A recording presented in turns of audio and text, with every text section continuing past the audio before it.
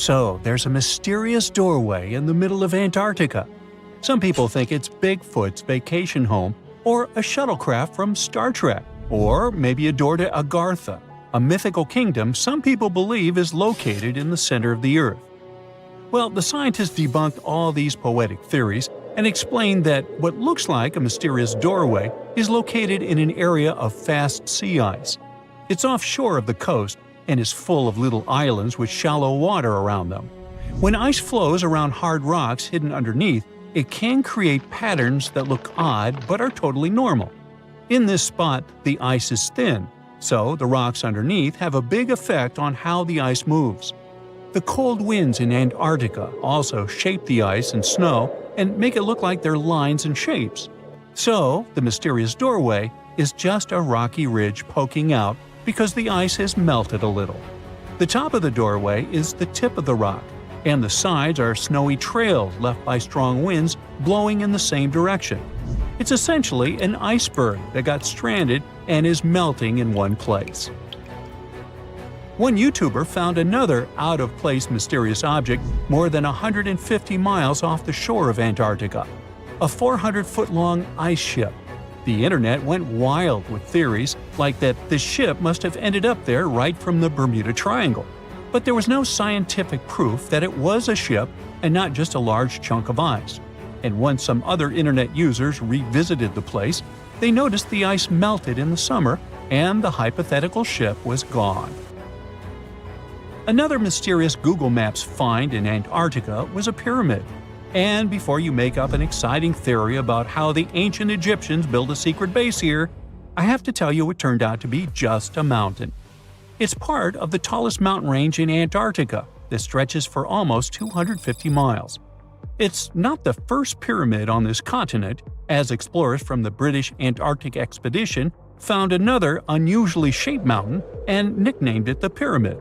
But this one didn't even have a pyramid shape. Here's one Antarctic find that definitely won't disappoint you: a giant ice shelf that reminded scientists of the Grand Canyon. A special submarine robot named RAN covered over 600 miles under the thick ice and brought back some amazing footage of icy mountains, valleys, flat plateaus, and swirly patterns made entirely of ice. One of the strangest things RAN found was giant bowl-shaped holes or scoops in the ice. Sadly, scientists lost track of the robot.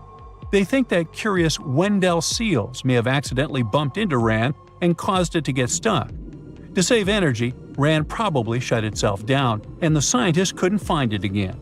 But the team is hoping to build a new robot and continue exploring this icy canyon to see how the patterns under the ice might change over the years. Another huge Antarctic canyon was found thanks to bad weather. A team of sound experts had to pause their work at the Casey Research Station in a storm. Instead of waiting around, they decided to use the unexpected free time to map the seafloor near Adams Glacier. And that's how they found a canyon that is almost 7,000 feet deep, almost 30,000 feet wide, and stretches over 28 miles away from the glacier. During the mapping, they discovered just part of the canyon before they had to go back to the research station. But when bad weather came in again, the ship went back and mapped more of the canyon. They were working in waves up to 13 feet high and super powerful winds, but they managed to get about 15 hours of data to complete their map. On the way back to Australia, they stopped one last time, and now they've got a full picture of the canyon.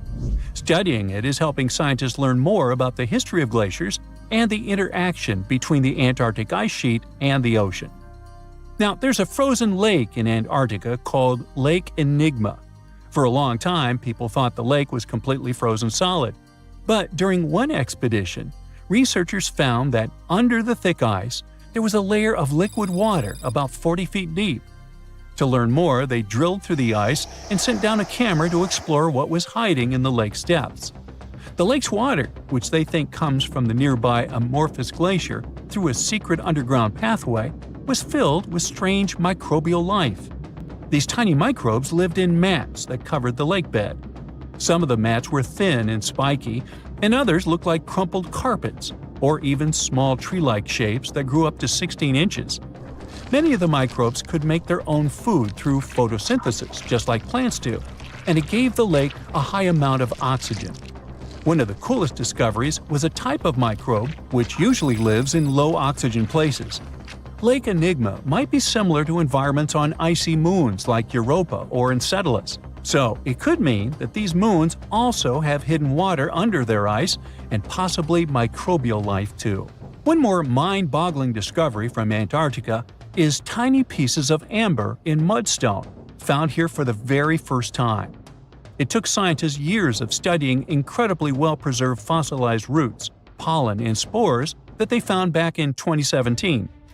Amber proves that resin-producing trees once grew in Antarctica, part of a lush rainforest that existed near the South Pole during the mid-Cretaceous period. Back then, disclaimer, I wasn't around then, the trees would have had to survive through months of darkness during the long Antarctic winters. Scientists believe they adapted by going dormant for a long time. The amber pieces the scientists found are tiny, but they are beautiful shades of yellow and orange with bumpy surfaces that show how the resin flowed out of the trees. This resin likely leaked out to protect the trees from insects. It was preserved because water quickly covered it and kept it safe from sunlight and air. A scientist was browsing through satellite images for brown trails of penguin waste and found 4 new colonies of emperor penguins at the base of the globe. These new colonies likely have been around for years, though 3 of them are rather small, with fewer than 1,000 breeding penguins each. One of the new colonies was found close to a place called the Lazarev Ice Shelf, where there used to be a larger penguin colony. They thought this colony went extinct in 2019, but it seems the penguins have just moved a bit because of changing sea ice conditions. So studying them can help us learn more about how emperor penguins adapt to changes in the environment. Now, there used to be a giant river system in Antarctica 40 million years ago. Researchers found proof of it after studying soft sediments and hard rocks from the frozen seabed. They looked at tiny bits of radioactive elements, like uranium and lead, and learned that the deeper dirt came from the time of dinosaurs. The dirt closer to the surface was younger and had an interesting pattern, like the kind you see in river deltas today, such as in the Mississippi River or Rio Grande. Scientists found tiny signs of life in the sand. The river that once flowed here started in the Trans-Antarctic Mountains and traveled 930 miles before it reached the sea. Researchers kept studying newer layers of dirt from about 20 million years ago. They hope this will help them predict what the Earth's weather patterns might be like in the future. Now, how about some surreal hidden places to check out? Grab a flashlight and your backpack, and bon voyage! The trip starts in the mountainous country of Switzerland. You travel to the town of Waltensburg in the eastern part of the country. It's raining and it's very cold, but you still make your way to the bottom part of a mountain, where your first adventure awaits. After climbing up high in the mountains, you see a strangely shaped castle. To get there, you must walk up an extremely narrow pathway. Don't look down, you think to yourself. You tighten the straps of your backpack and manage to walk along the pass. Standing at the door of the castle, you really can't believe what you see. A 13th century fortress built entirely of stone. Today, all that is left of Krafenstein Castle is mainly its ruins, but their condition is good enough to get an idea of what the place looked like back in its glory days. You take your time to explore the castle inside, but honestly, this place gives you the chills and you're ready to move on. The next place on the list is Turkey. A plane and then a car ride later, you arrive in the city of Çorum in the northern part of the country. On the outskirts of Çorum, you find a valley filled with old, overgrown mountains and see the beginning of the trail you're about to hike. The way is extremely steep, but it leads to a secret door carved in the mountain. Congratulations! You've just arrived at Kapilikaya. The huge door is a massive arched stone that blocks the entrance to a hidden building. Experts think it has existed since the 2nd century BCE. Unfortunately, the huge door won't open, so what's hidden inside is a mystery today. It's guessed that there is a room inside. Some locals say there's a treasure hidden there too, but until today, no one has managed to enter the place to check. Okay, it's time to get moving before night falls. Next, you get the unique opportunity to travel to Ethiopia. Wandering around the city of Lalibela, you stumble upon a huge pit carved in the ground. You approach it carefully, and soon enough, you see a magnificent terracotta building, so richly detailed it leaves you mesmerized. But that's not all. There are 10 other pits just like this one, hiding King Lalibela's 12th century buildings. All 11 constructions are different from one another, yet share a similar recognizable style. They were hand-carved over the span of 24 years, only with the help of chisels, which is unbelievable given that these buildings are up to 50 feet high. That's about as tall as 5 African elephants stacked on top of each other, if you could do that. This unconventional way of construction made them entirely monolithic, meaning they were carved out of just one gigantic piece of rock. Pretty impressive, huh? Once you leave Ethiopia, you grab a flight to southern Italy, right there on the tip of the boot. No hiking is needed here. Whew! Your friend takes you to a site called Sassi di Matera. It's a Paleolithic city carved in the slope of a steep hill. You might feel like you've traveled in time here, as local stone houses and ancient buildings are unlike anything you've ever seen before. The site, also known as De Sassi, is suspected to be one of the first human settlements in Italy, dating back to over 9,000 years ago. Wandering around the town, you might get invited inside one of the cave-like houses.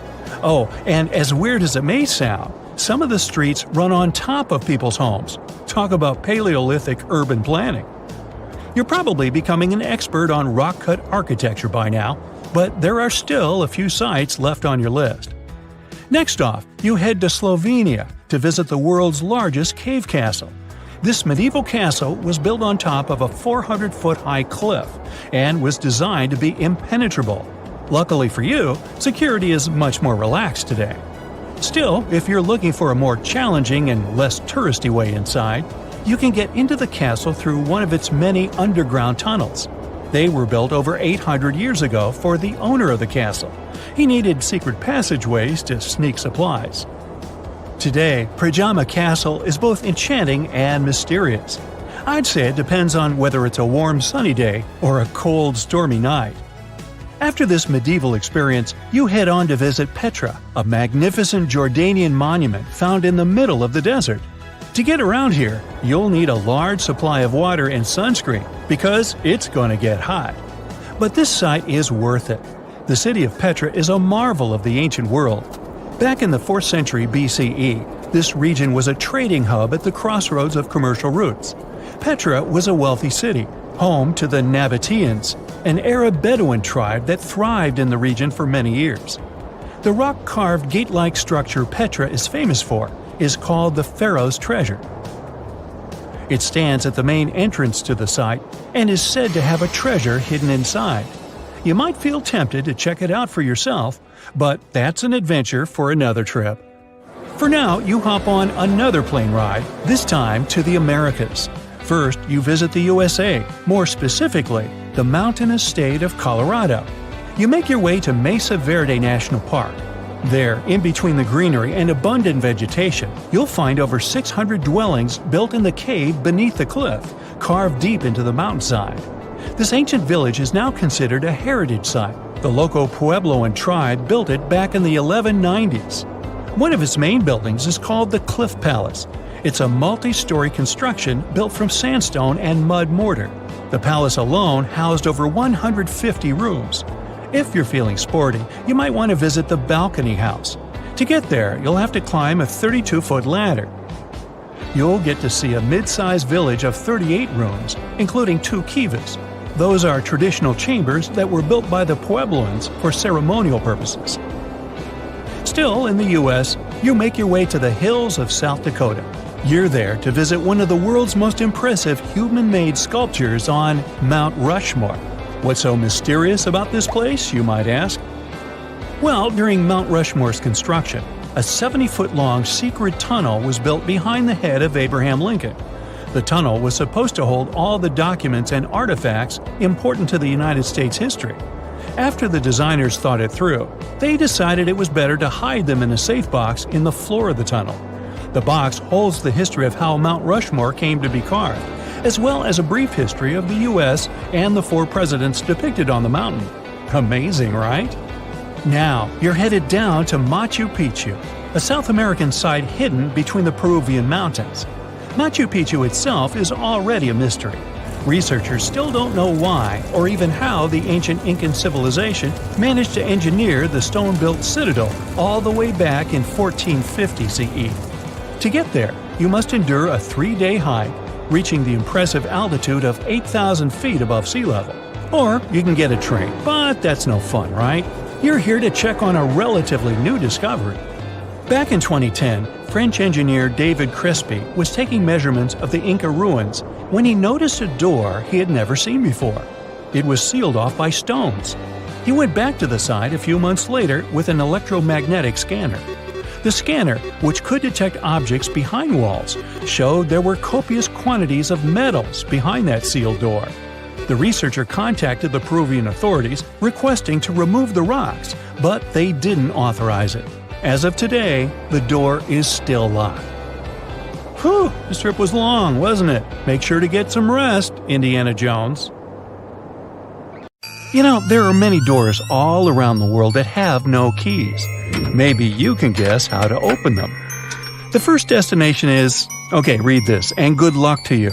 It's a temple in India. The temple's name comes from this other really long word, which can be translated as the one emerging from the lotus. This temple is one of India's most popular and sacred places. It's one of 108 temples of this word. It dates way back. It was mentioned in Tamil literature in the 6th century. Flash forward to our time. In 2011, the Indian Supreme Court decided to document the valuables of the temple because they had been informed that the place might have been misused. To do so, they had to open the doors that had been closed for centuries. The committee went to the temple and discovered 6 huge secret vaults that held unbelievable treasures.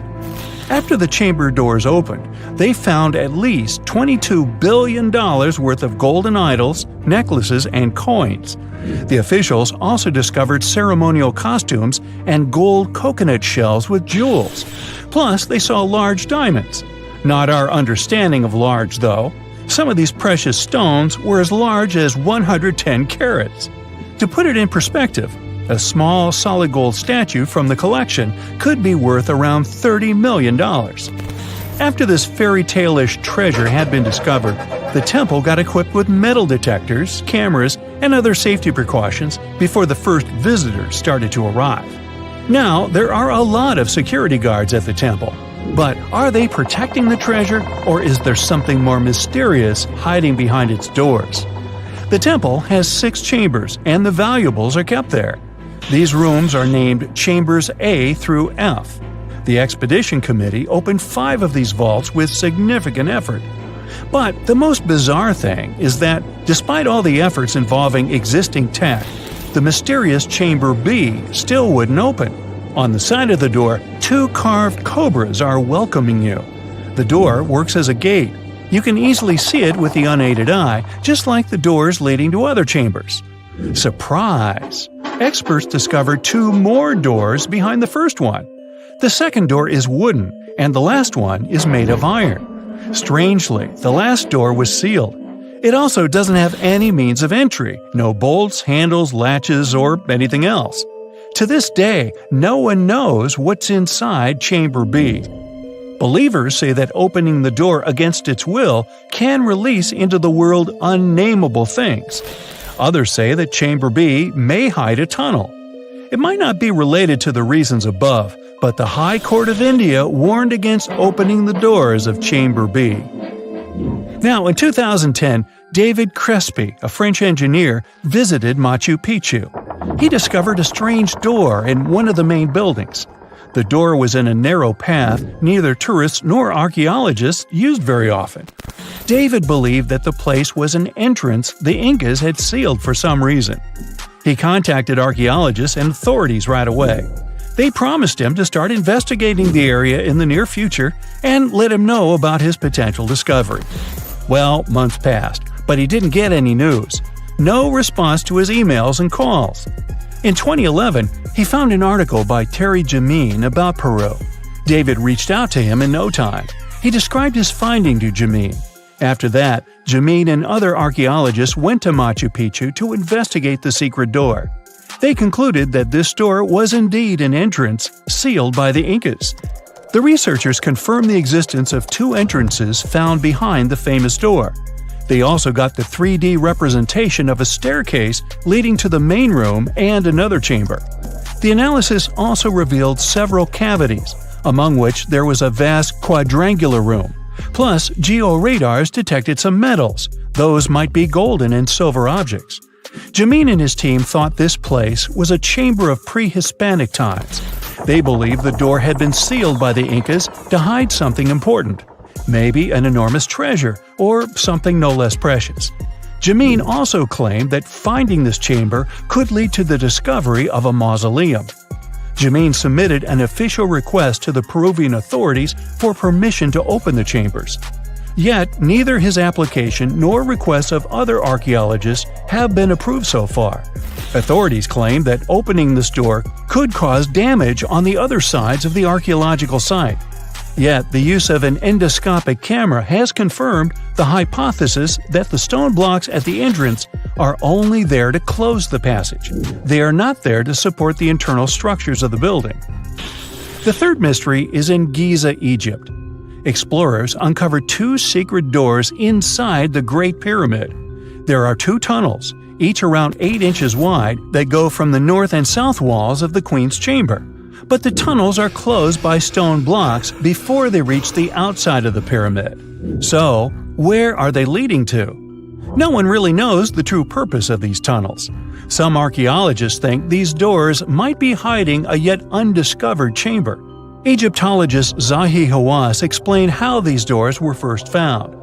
A robot designed for this expedition was sent inside the shafts of the Queen's Chamber to find out what was there. The research team attached a camera to the robot. The footage revealed that behind the stone door, there was another sealed door. The archaeologists were thrilled to see this door instead of just a dead end. The structure of the stone door blocks the other doors perfectly. Experts think it's an incredible bit of engineering. Now, it's not possible to reach the door because it's behind a huge stone block. But archaeologists are trying to find a way to get there without damaging other parts of the structure. These new discoveries have only raised more questions instead of answering the already existing ones. Secrets are still waiting to be revealed. Our final stop is the Taj Mahal, a monument to love.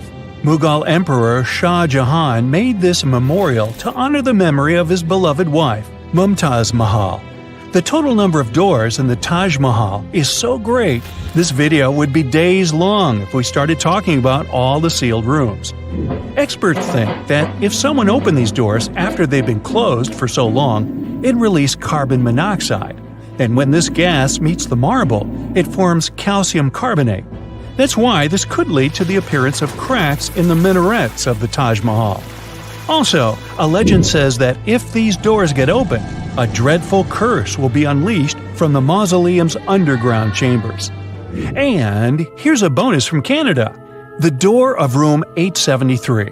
This is a room at the Fairmont Banff Springs Hotel, which opened in 1888. The story goes like this. Decades ago, someone committed a crime in this room. After the investigation, the hotel administration refurbished the room and rented it out to other travelers. But rumor has it, other guests who stayed in the room later also faced unpleasant situations. They reported hearing strange noises.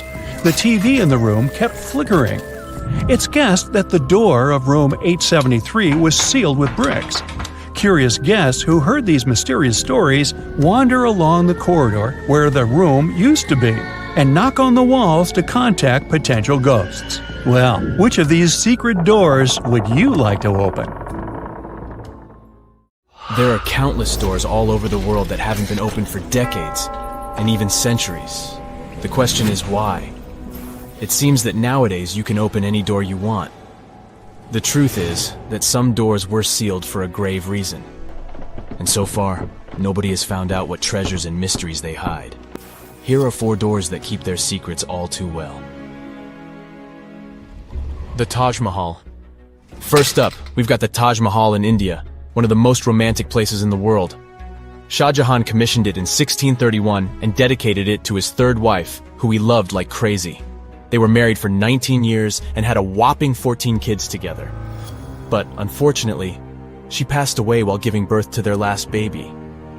Shah Jahan was heartbroken and decided to build an epic tomb to remember her by. The construction took a whopping 20 years to finish. The building has quite an interesting layout. The design is super unusual with these 4 massive 130-foot tall minarets that stand on the corners of a huge platform. They're not just there for looks. Back in the 17th century, architects were having some serious issues with buildings collapsing under their own weight. So, the chief architect of the Taj Mahal made sure to place those minarets as far away from the tomb as possible. And he even tilted them in a way so that if they did fall, they wouldn't wreck the rest of the Taj Mahal. Talk about planning ahead. The Taj Mahal is hiding some crazy secrets. There are sealed rooms all over the place that nobody is allowed to enter. And if you check out photos of the building from the riverside, you can spot 2 basements. But guess what? They're sealed up too. Nobody knows what's inside or why they've been locked up since the time of Shah Jahan. Apparently, there's a good reason why those rooms are off limits. Some researchers think that they were built using marble, which turns into a different substance called calcium carbonate if it's exposed to carbon dioxide. And when that happens, little bits of marble start chipping off like crazy. To make matters worse, there's no air flowing into these rooms. That means that if too much CO2 builds up in the basement, the 4 minarets could collapse. But wait, there's more. Some people think that the body of Shah Jahan's wife can be found in one of these sealed-up rooms in pristine condition. Why not? Who knows what the mysterious rooms might keep? The Great Sphinx of Giza. The Great Sphinx of Giza is shrouded in mystery. It's not just the largest monolith statue in the world, but it's also a hybrid creature with a woman's head and a lion's body that originates from Egyptian and Greek mythology. It's also very ancient. It's estimated to be around 4,500 years old. The construction of this marvel took about 3 years and required 100 workers who were not slaves and were treated with delicacies like sheep and goat meat. It is also thought that it used to be much more massive than it is now. Archaeologists found huge stone blocks and abandoned toolkits near the site. However, the real secrets of the Sphinx lie underground, near its paws.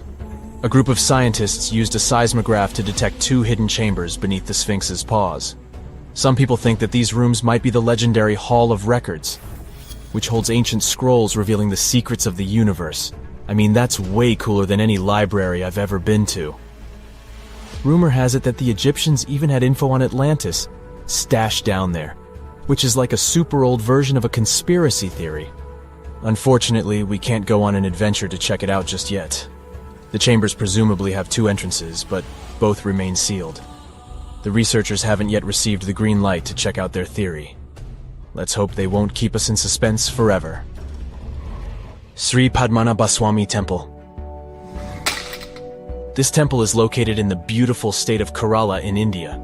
This temple is famous for more than just its breathtaking beauty. Underneath the temple there are 6 vaults, creatively named A, B, C, D, E, and F. The enormous iron doors to these chambers add to the mystery of what's behind them.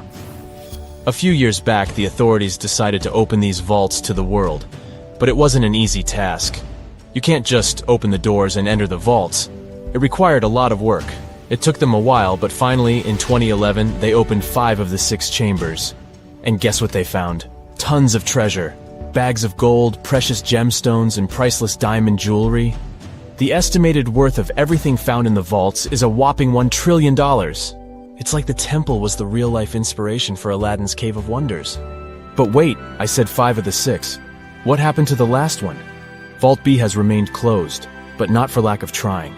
They simply didn't manage to open it. There is even a belief that it's fatally cursed. Legend says that only a saint or sage can break the curse by chanting a specific mantra. But no one has been able to do this yet, presumably because we don't have saints or sages at our disposal. There is also rumor that in the 30s some temple invaders tried to enter Vault B to do some good old looting. But they never reached their target. Apparently terrible snakes materialized out of nowhere and chased the gang away. But of course, this is just an urban legend. and there is not proof of that. However, it is said that the Auditor General dealing with the temple claimed that Vault B had been opened at least 7 times since 1990, and nothing bad happened to anyone who entered.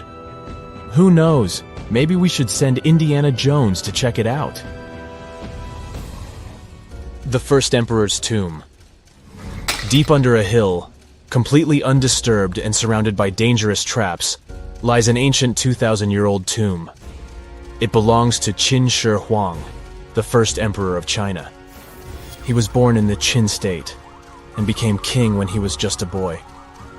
But when he grew up and gained full power, he united the warring states ancient China was divided into by conquering them. After that, he created the Qin dynasty. When he died in 210 BCE, they buried him deep underground in a massive tomb.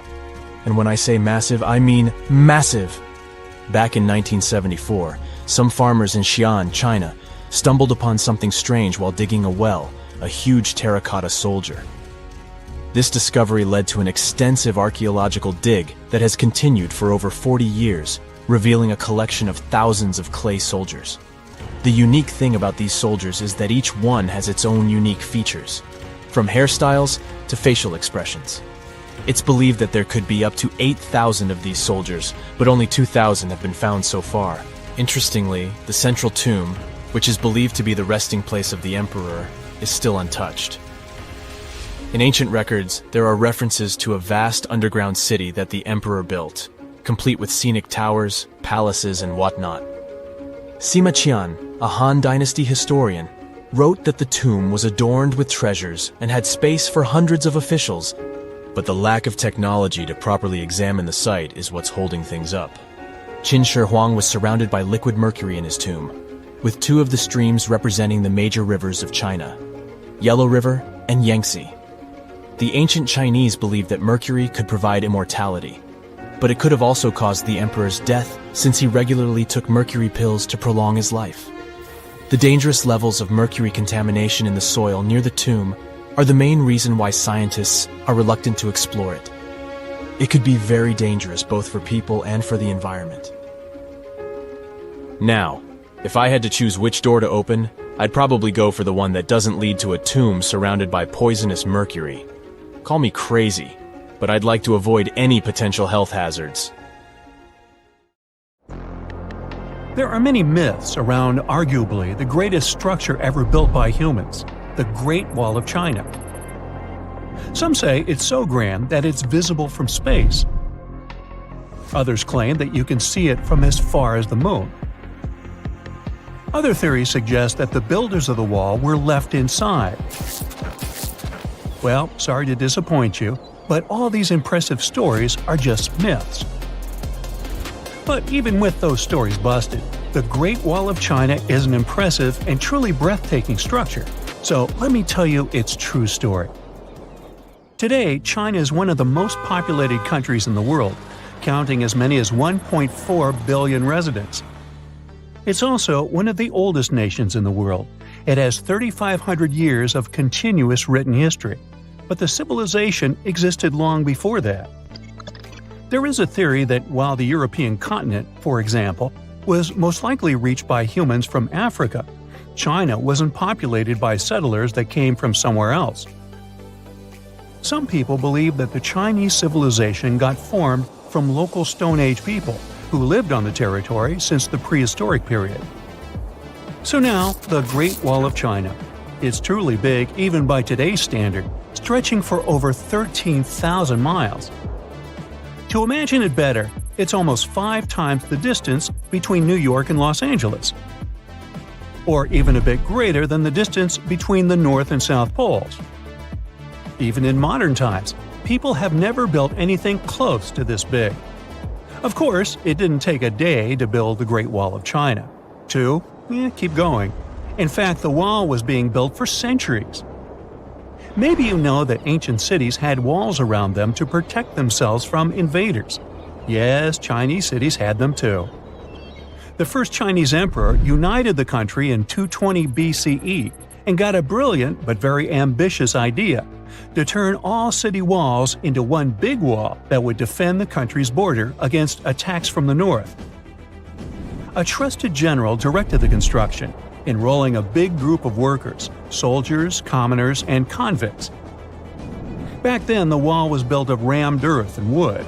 In some places that were strategically important, the sections of the wall overlapped to provide maximum security. The walls were around 26 feet high on average. But the Great Wall didn't yet look like the construction we know today. Every next emperor would pick up the Big Wall project, strengthening and extending it, repairing, but also modernizing construction techniques. Some used bricks to build it, others moved on to granite and marble blocks. Watchtowers and platforms weren't there from the beginning as well. They were added by Ming emperors. The watchtowers made it possible to communicate with other parts of the wall through smoke and fire messages. So, the wall is quite inconsistent in terms of material, but it only adds more charm to the construction and shows how much effort and time it took. The reasons why some parts of the wall have been standing for centuries and are still in good condition is glutinous rice flour. Turns out, this sticky rice mortar is almost like cement. It's very strong and waterproof, sealing the bricks so tightly together that even sneaky weeds can't grow between them. You may also notice that some bricks have writings carved on them. They were left by the workers who were building the wall. The purpose of those writings is quality assurance.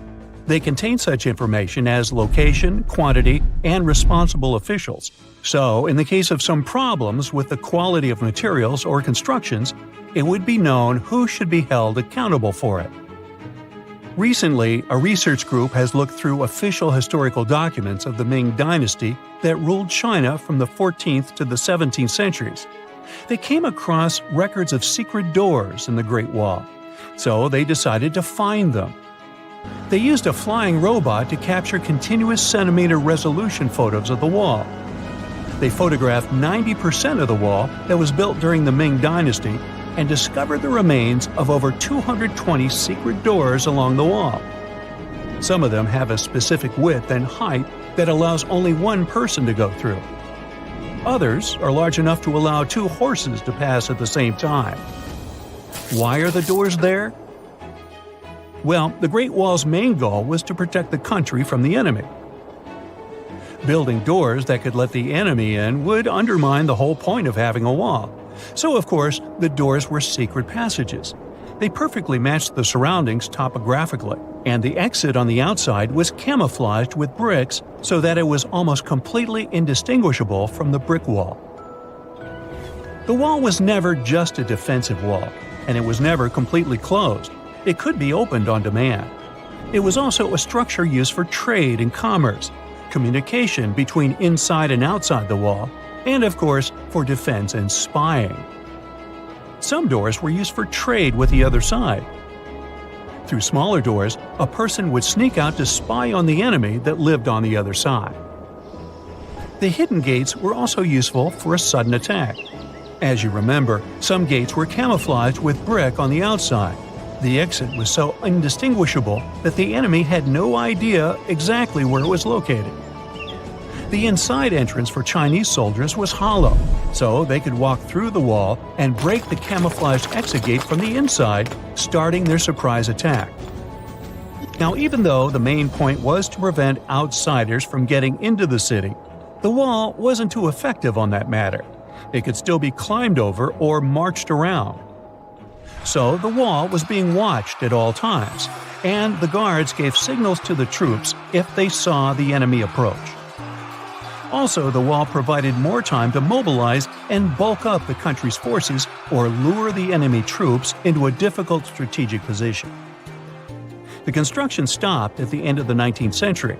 The wall lost its strategic and military importance due to technological advances. Over the centuries to today, only 8% of the Great Wall is in good condition, and the rest is damaged. Also, around 1/3 of the wall has disappeared without a trace, due to both natural erosion and human damage. I guess you could say it's now just a pretty good wall. As you remember, the first parts of the wall were built out of rammed earth and wood. These are not the most unfailing materials if we're talking about thousands of years. Also, destructive farming methods have turned large areas into a desert and contributed to erosion. Also, many bricks were taken away from the wall in the last century to be used in building farms and houses.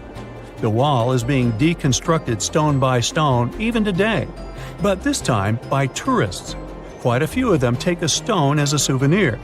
That's a total of a lot of stones, considering that over 10 million tourists visit the Great Wall every year. Since 1987, the wall has been a UNESCO World Heritage Site, highlighting that it has an outstanding importance to humanity.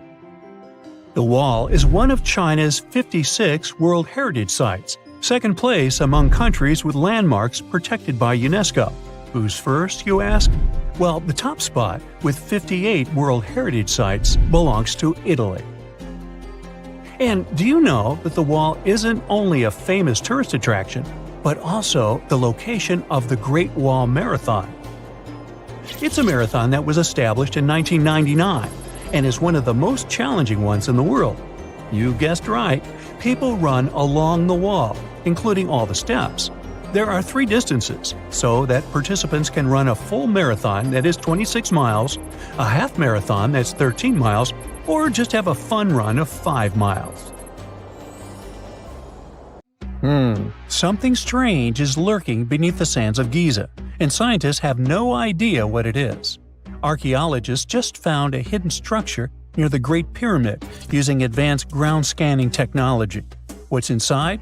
Nobody knows, but excavations are already underway. The Great Pyramid of Giza is one of the most famous monuments on Earth, but it doesn't stand alone. It's surrounded by an ancient necropolis, a massive royal graveyard filled with tombs and monuments. They belong to pharaohs, nobles, and other high-ranking officials. Most of these tombs are above the ground. They're called mastabas, rectangular, flat-roofed tombs built from limestone or mud brick, and they've been studied for decades. But from old movies, we know that these weren't simple graves. They have deep vertical shafts leading to underground burial chambers, where the past was sealed away for eternity. And recently, archaeologists found one curious empty space in the cemetery, a completely unexplored patch of ground. No mastabas, no visible ruins, nada. For years they ignored it, but between 2021 and 2023, they decided to investigate. They didn't dig though. Instead, they used a technology that kind of acts like X-rays for the ground. These radars let scientists see the secrets hidden there. And there was something hidden beneath the sand, something deliberately buried and forgotten. A 2-part underground structure. One part was shallow and L-shaped. It's about 33 feet long and buried just 6.5 feet deep. But below that, a deeper, more mysterious anomaly, a structure completely different from anything else in the area. They called it a highly resistive anomaly, which means it's dense and solid, likely made of stone, sand, or even metal. And still, no one has a clue what's inside it. Now, it's clear that humans made the L shape. It wasn't formed by nature. And the shallower structure might have been an entrance to whatever is hidden below. But they only have some theories about what might be hidden there. It's also filled with sand and gravel. It was probably deliberately backfilled after its construction, perhaps to preserve this. Why? Well, we don't know yet. The archaeological team will need to excavate to understand what exactly this thing was and why it was built. The first guess is a lost burial chamber.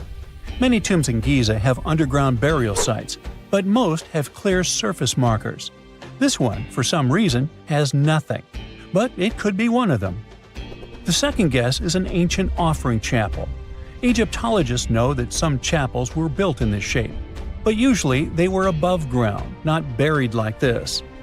And finally, it might be something we've never seen before. If this turns out to be a new type of structure, it could rewrite what we know about the burials of pharaohs. The only way to know for sure is to dig it up, and that's exactly what's happening right now. Excavations are already underway. Archaeologists are racing against time to uncover the truth. But there's a real danger there too. Giza's fragile ancient structures need to be handled carefully. Otherwise, they could be damaged beyond repair. So all we can do is wait for the truth. Now, these tombs always held fascinating mysteries. Unfortunately, we'll never learn tons of these mysteries because of some relentless tomb robbers. Egyptian tombs were built to guard the bodies for eternity. But that absolutely didn't stop people from breaking in and stealing everything valuable inside. They've been bothering these ancient sites for thousands of years, starting way back in Pharaoh's times.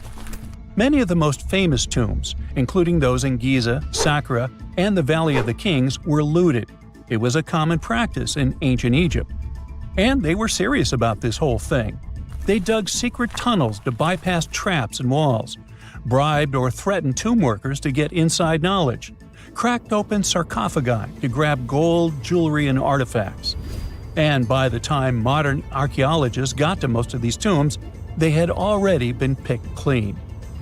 The reigning pharaohs got tired of this infuriating nonsense. The Valley of the Kings, the famous burial ground of Egyptian royalty, was supposed to be the ultimate safe zone. Tombs were built deep underground, hidden in the desert. Passages were sealed with giant stone blocks. False doors and traps were added to confuse thieves. Even curses were written on the walls, warnings of horrible endings for anyone who dared to disturb the tomb, which is exactly where we got all those horror stories about mummies from. Spoiler alert, none of it worked. Most tombs in the Valley of the Kings were fully robbed within 100 years of being sealed. Even King Tutankhamun's tomb, one of the most famous in history, was broken into twice in ancient times. Some of them decided to try and fight back. The New Kingdom rulers built hidden unmarked tombs in a way that should have prevented the looters from finding them, but didn't work. Some pharaohs, like Ramses II, were moved in secret to prevent their bodies from being stolen. Nope, didn't matter. The grave robbers always won. That's because tomb raiders weren't just random thieves. They were skilled, organized, and well-connected. They knew exactly where to look. Many were the ones who had built these sites in the first place, and they knew where the entrances were. If they couldn't smash through the doors, they'd dig through the walls, floors, and even ceilings to break inside. They also worked fast, often within a few years after the tombs were sealed, before anyone forgot where the valuable stuff was. The Khufu's pyramid, the one that's next to this newly discovered structure, was looted long before modern times. The one thing left inside when explorers got there? An empty granite box where the sarcophagus used to be.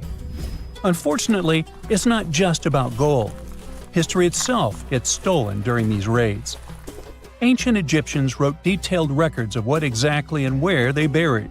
So when archaeologists compare these lists to what's found, they can see what's missing, which is often everything valuable. Most artifacts don't end up in museums. They just disappear into private collections, where they can never be studied again. Which is, of course, completely unfair.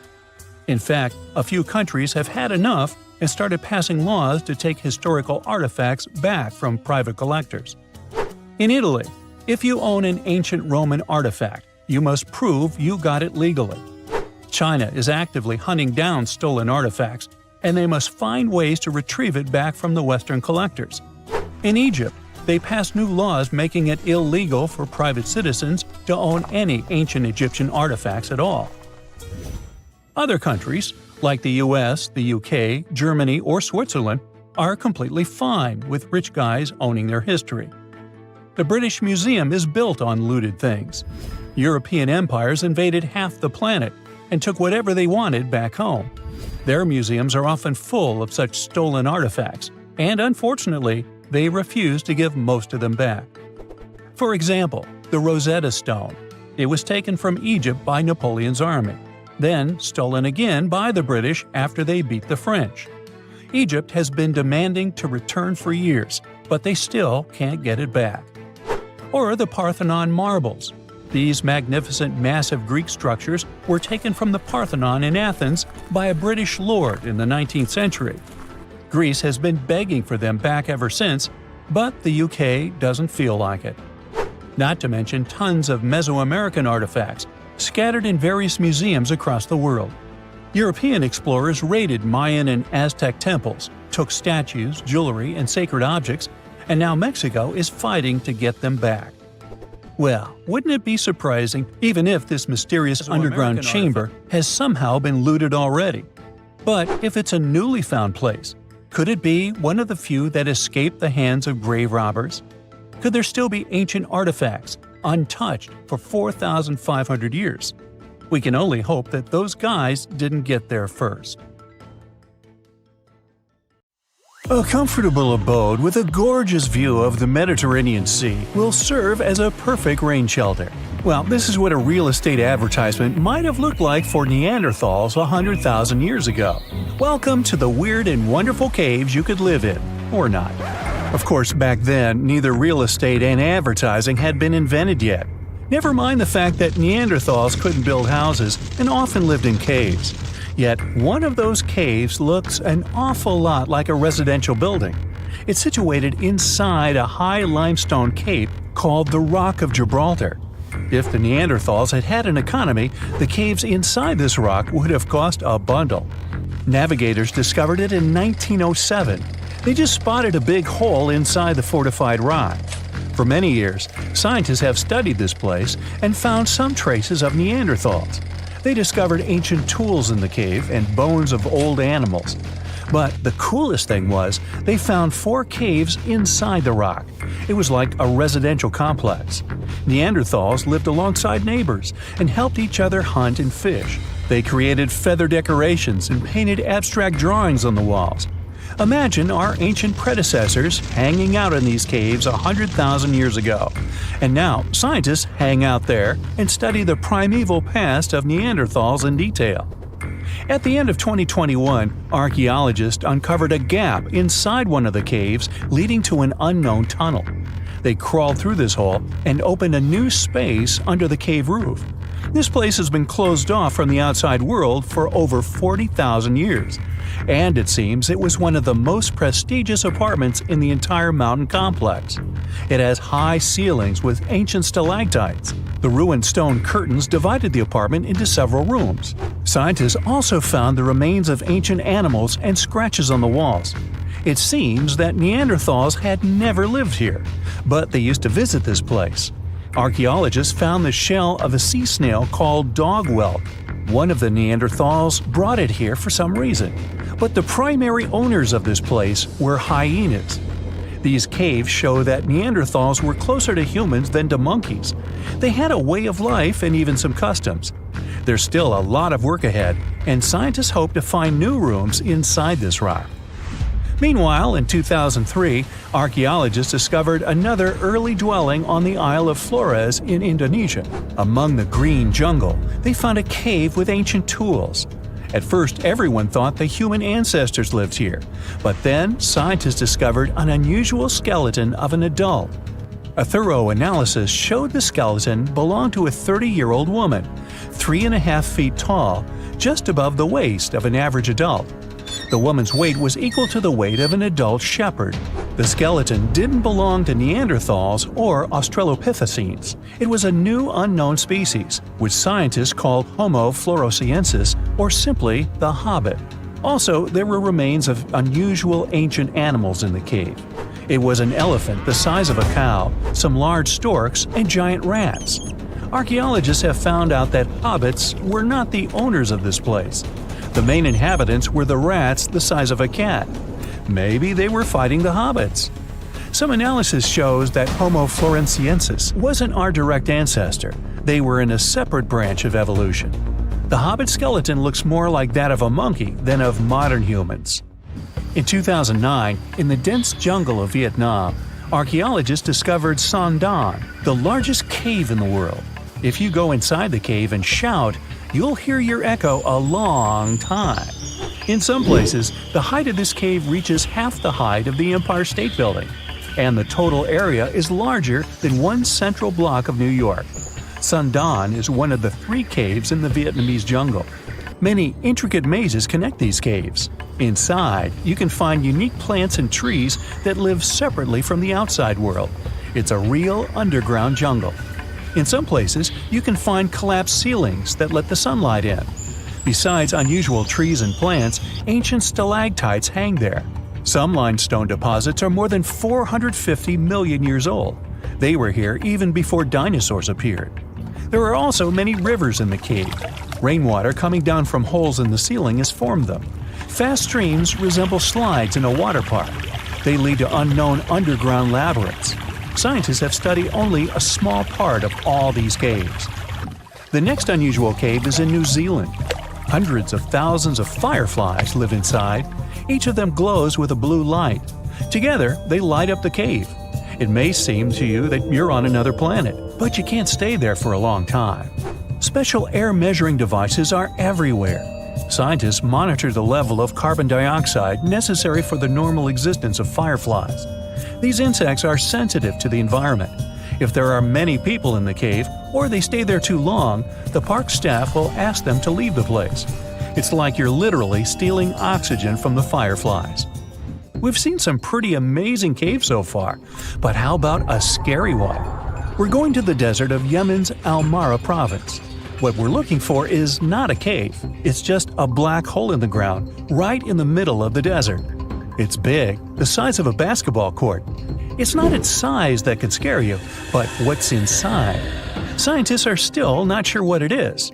From the depths of this black abyss, a disgusting smell of rotten eggs constantly comes out, and sometimes you can hear some strange, frightening sounds. The blackness of the giant hole in Yemen absorbs all the sun's rays, so you won't see what's there even with a powerful flashlight. People flew over this place by helicopter. They filmed using drones and the most powerful lenses, but they didn't catch anything except darkness. It looks like a big ink spot in the middle of golden sand. The locals are afraid to approach this place. They believe the cave leads to another dimension where evil creatures live. At the moment, the giant hole in Yemen is one of the most poorly studied and mysterious phenomenon of nature. How did it appear? How old is it? Where does it lead? Scientists are trying to find the answers to these questions. There are theories that the hole appeared because of construction work. Geologists drilled the soil nearby in search of minerals. It could have caused fluctuations in the Earth's crust and collapsed the surface. But no one can prove this theory, yet. And now, imagine a place where sunlight has not penetrated for more than 5 million years. There's little oxygen, and it's cold and damp. Still, life is born in this place, not only microbes and bacteria, but also something bigger. The living conditions in this cave are very different from the usual ones, so, in a sense, this cave is like another planet. It's the Movil Cave in the southeast of Romania, near the Black Sea. The entrance is a small hole in the ground. Inside, a tunnel leads deep below the surface. The levels of hydrogen sulfide and carbon dioxide are above normal inside the cave. The air here is half as much oxygen as on the surface. People can't be here without an oxygen mask, but other creatures living here can. The cave is home to 48 species of living organisms. 33 of them are unknown. Here you can meet some unusual insects, white snails and white spiders, millipedes with huge whiskers, transparent shrimp, and unique species of leeches. They all live here thanks to the little bacteria autotrophs. They absorb carbon dioxide and release food particles. Bacteria feed on it. Other larger organisms feed on these bacteria, and some bigger organisms eat those little ones. In the end, everyone gets food. In this cave, evolution has created a biological system separate from the rest of the world. One of the most unexplored and mysterious places on Earth is located in plain sight. It's one of the most majestic monuments of humankind. The wonder of the ancient world hides a secret that scientists and archaeologists still can't solve. This is the Great Sphinx of Giza in Egypt. The huge sculpture of a lion with a human head was carved out of rock about 4,500 years ago. Scientists still don't know the exact date of its creation and are also unaware of who built it and what for. There are many assumptions and theories, but none of them has been confirmed. Most people have seen this majestic sculpture either in photographs or in reality, but almost no one knows what's hidden underneath it. The statue of the Sphinx was carved from a single piece of limestone. It was painted. The remains of color pigment on the surface prove this. In the distant past, the Sphinx looked much brighter and more colorful than what we see now. But even after thousands of years, its greatness hasn't diminished. And by the way, Sphinx is not the real name. It was invented by the Greeks about 100 years or more after its creation. Initially, the Egyptians called the statue Hor-em-Akhet. There are many legends and theories saying the Sphinx is there for a reason. It's like a watchdog that guards the tomb of the pharaoh and the secrets of ancient Egypt. These legends become more plausible when archaeologists discovered hidden entrances at the feet of the Sphinx. They believe that these secret passages are the beginning of the tunnels leading to the halls with treasures. You can find a lot of stories on the internet that claim the Sphinx hides the Hall of Records, a repository filled with ancient and secret knowledge. One of the main artifacts of this repository is supposed to be the records of the ancient mythical state of Atlantis. According to legends, the entire library from this city was moved under the Sphinx. The entrance to this library must be located next to the Sphinx's right paw. Many archaeologists tried to find this entrance, but came away empty-handed. Also, there are many images with detailed diagrams of the underground city that consists of a network of tunnels and chambers under the Sphinx. Someone says there are structures as tall as 12-story buildings hiding underground, but there's no evidence of this. Archaeologists, even after millennia, continue to explore the mysterious sculpture. At the same time, many Egyptians don't want to learn more about the Sphinx. They're terrified of awakening something supernatural. In 1998, scientists discovered tunnels leading to empty caves under the Sphinx. They found evidence of earlier excavations there. It's quite possible that someone managed to find the treasures and take them away. Some people believe Egyptians found some kind of artifact under the Sphinx that has the power of unknown advanced technologies. The artifact is so powerful that it can change the course of history. Of course, most theories are just fairy tales of conspiracy fans, but it's a confirmed fact that the Sphinx hides a system of caves and rooms. There are so many rumors surrounding the Sphinx that it's impossible to understand what's true and what's false. In any case, it's difficult and dangerous to study the sculpture because active excavations can destroy it. And then the entrance to the underground rooms can get blocked by rocks and lost forever. Also, further exploration requires a lot of money, and financing is not always easy to find. But the main reason? It's too risky. There's no guarantee that people will be able to get out of the underground labyrinths. For these reasons, scientists and archaeologists have been exploring this majestic structure for so long.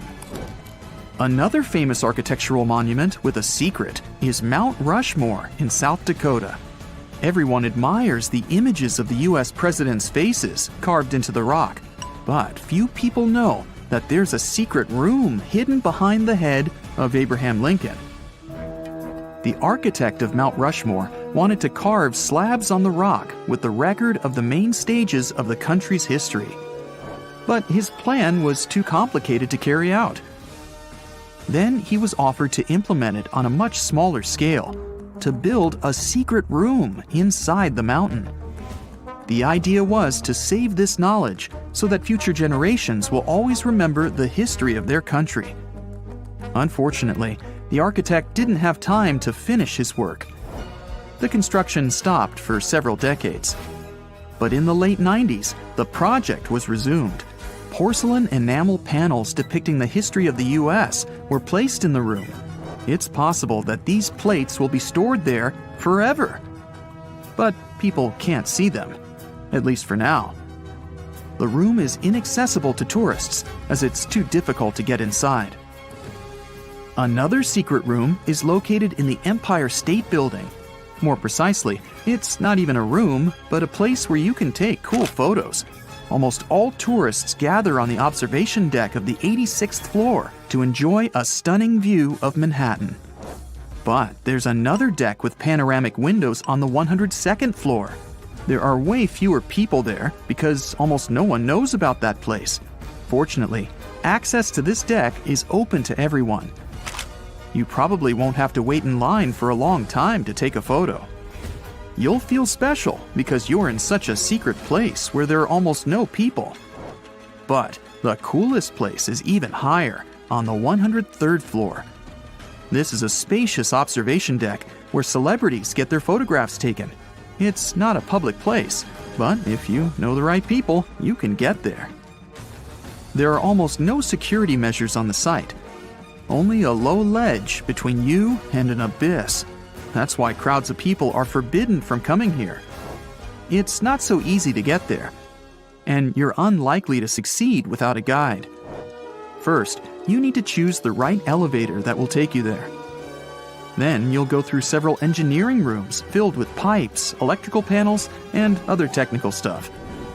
The final part of your way is a set of stairs inside a tiny corridor. And here you are, at the top of New York. Now we're in Paris. See the Eiffel Tower? Inside it, there are restaurants and observation decks. But if you try hard, you can find a secret apartment. Now it's a museum, but it was built so that people could live in it. The architect of the tower, Gustav Eiffel, created this apartment in 1889 for himself. It's almost at the very top of the Eiffel Tower. Imagine what a beautiful view he observed every day. He was the first and only tenant. No one else could gain access to this place. When the architect passed away, the apartment remained empty for a long time. Only recently, they restored it and turned it into a museum. Inside, the epoch of the last century is recreated.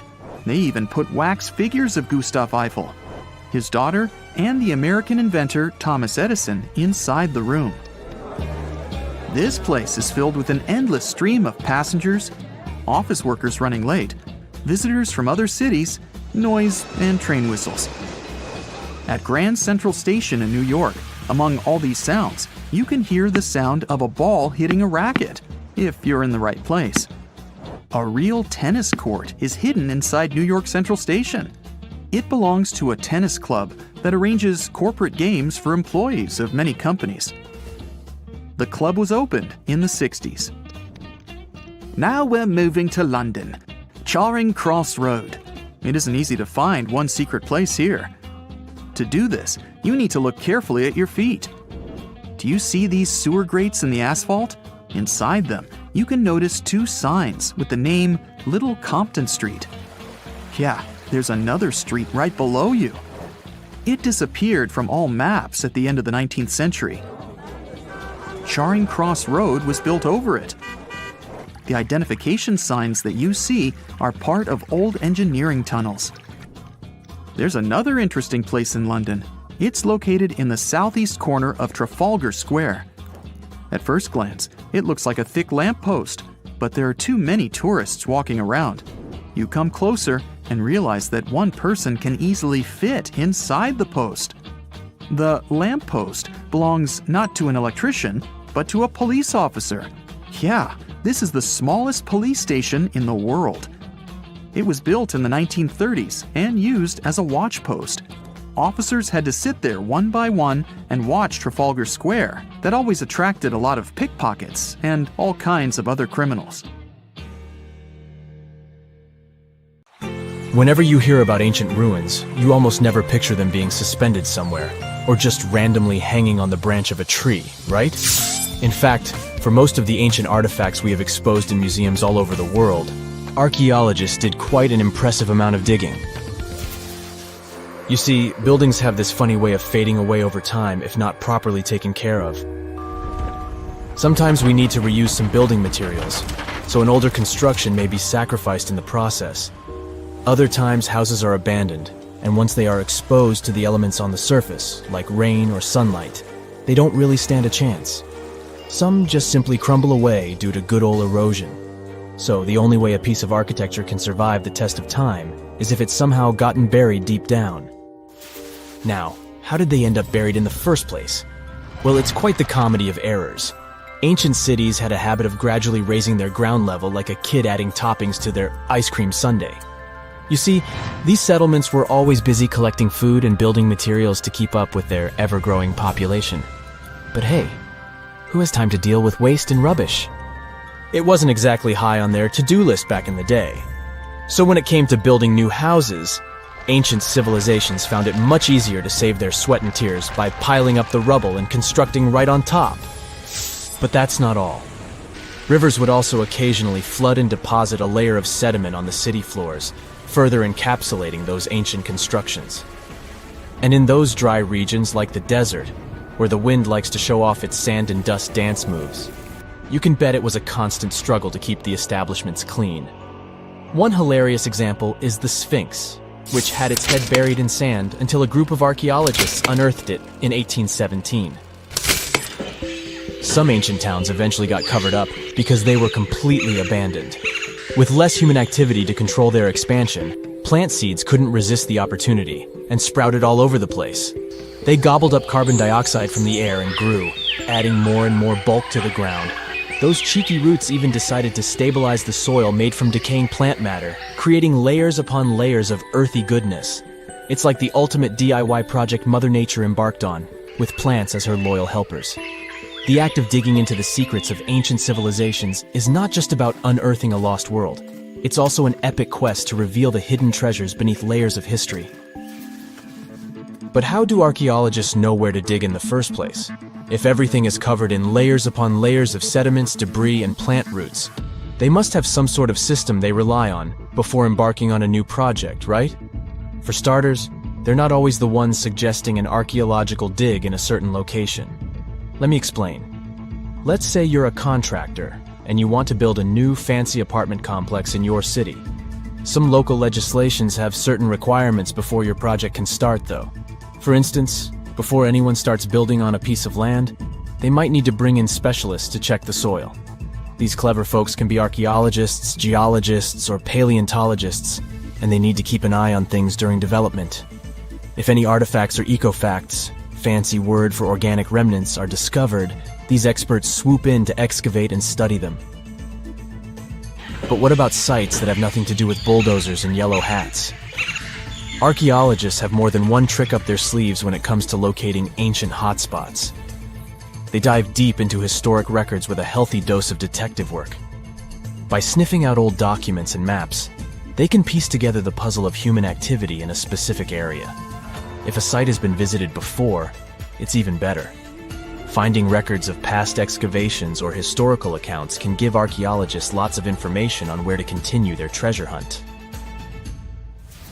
Before archaeologists start swinging their shovels, they engage in a bit of a visual scan mission. Armed with a grid system, they'll stroll around the site, keeping their eyes peeled for any artifacts that might be hiding just beneath the Earth's upper layer. From groundstone tools to historic glass and even ancient garbage dumps, yes, they're also valuable. These keen-eyed explorers can spot signs of human activity faster than most people. If they stumble upon midden soil, fancy term for a garbage dump, they know for sure that humans once called this place home. Archaeologists don't just rely on their trusty shovels, though. They have an arsenal of gadgets to aid in their search for hidden wonders. Geophysical tools are like their secret weapons. Take the resistivity meter, for example. This clever contraption measures the electrical component of the soil and any buried features or artifacts. A buried wall, for instance, will create a different resistivity reading than the surrounding soil. Magnetometers and ground-penetrating radar work in similar ways, showcasing potential hints of ancient treasures in the soil. And who could forget our trusty old friend, the GPS? It helps archaeologists map out precise locations, like a high-tech treasure map, leading them straight to their pot of gold. Care to virtually visit some of the most important archaeological sites in the world? Well, follow me. In the United Kingdom, for instance, you'll find this interesting place called Stonehenge. It's one of many henges scattered around, but this one really takes the cake. Picture this: massive ancient stones standing tall and proud, arranged in a funky outer ring and an inner horseshoe, with some smaller stones thrown in for good measure. And guess what? These amazing stones have been around for over 5,000 years. Talk about a serious case of rock-solid longevity. Now, here's where it gets interesting. According to local folklore, the legendary wizard Merlin whipped out his magic wand and poof! He teleported these massive stones all the way from Ireland. Apparently, some giants had assembled them there, but Merlin decided they would look much better at their new location. Others think it's just the ruined remains of an old Roman spiritual edifice. These amazing structures were built by our Bronze Age ancestors. With their simple tools and limited tech, they managed to create this monumental masterpiece. Impressive, right? Unfortunately, there's still so much we don't know about this area. Stonehenge's initial purpose remains a mystery to this day. Sure, there are lots of theories, but scientists have yet to agree on the subject. However, we do know that it's perfectly aligned to catch the sunrise during the summer and winter solstices. The ancient city of Pompeii is an equally amazing archaeological site. Picture this. Mount Vesuvius, a notorious troublemaker, decided to throw a volcanic tantrum and completely covered this ancient Roman city. It turned it into a time capsule, located outside present-day Naples in Italy. Fast forward to the year 1748, when a bunch of adventurous explorers stumbled upon Pompeii. Lo and behold, they discovered a treasure trove of well-preserved goodies, streets, houses, food, probably a bit stale by then, blingy jewelry, fancy sculptures, colorful frescoes, everyday household items, and even animal and human remains. It was like an epic archaeological party. From the looks of it, Pompeii had it all. Fancy houses and villas, a massive 20,000-seat arena, cute little artisan shops, hangouts like taverns. And let's not forget the saucy spots like those luxurious bathhouses for some intense pampering. There's also the Sanctuary of Apollo, where people used to gather for their daily dose of worship. And of course, the bustling heart of the city, the Forum of Pompeii, where all the cool people used to hang out. And guess what? Pompeii is so cool that it made it to UNESCO's World Heritage List back in 1997. That's like the ultimate Hall of Fame for historical awesomeness. It also includes many other famous buildings and sites, like the Taj Mahal in India and the Acropolis of Athens in Greece. On October 30th, 1759, the inhabitants of the Middle East were jolted awake by an earthquake. Cracks appeared in the walls of their homes, roofs began to crumble. People ran out of their homes and gathered in open areas. But because of strong shocks, they kept losing their footing and falling. A month later, there was another earthquake, but it turned out to be even stronger. Trees broke, houses collapsed, deep cracks appeared in the ground. The disaster lasted for 2 minutes. Oases, roads, and cities were destroyed. Incredibly, Baalbek's ancient buildings withstood earthquakes. Some historians state that this majestic and mysterious place was built during the Roman Empire, but many researchers disagree. Whatever the truth is, the city is one of the main archaeological phenomena of humankind. The most amazing building of Baalbek is the Temple of Jupiter. The inhabitants of the Roman Empire believed that Jupiter held power over lightning and thunder. The building looked like a platform with 54 columns. A massive roof rested on these columns. Today, you can only see 6 70-foot-high columns. Each of them consists of 3 sections and resembles a pencil. The cores of these pencils were made of lead. This made the columns exceptionally strong.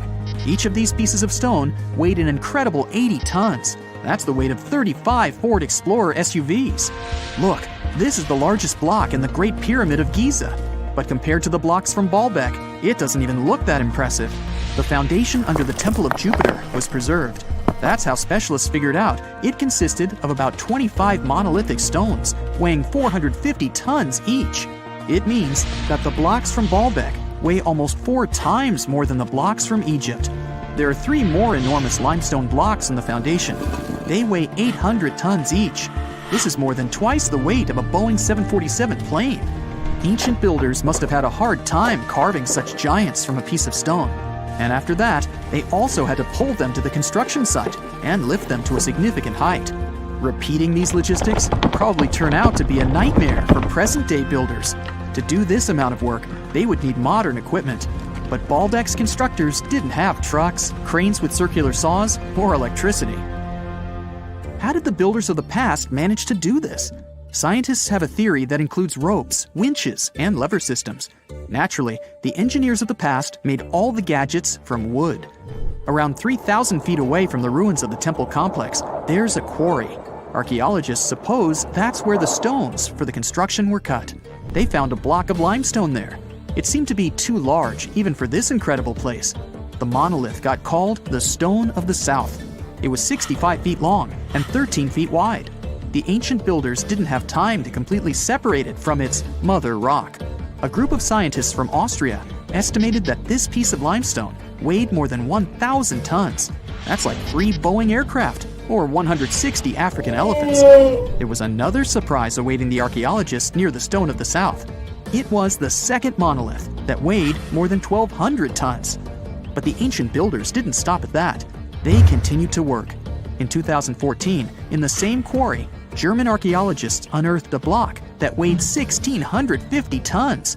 No one has figured out yet why people of the past needed a piece of stone that weighed as much as 125 school buses.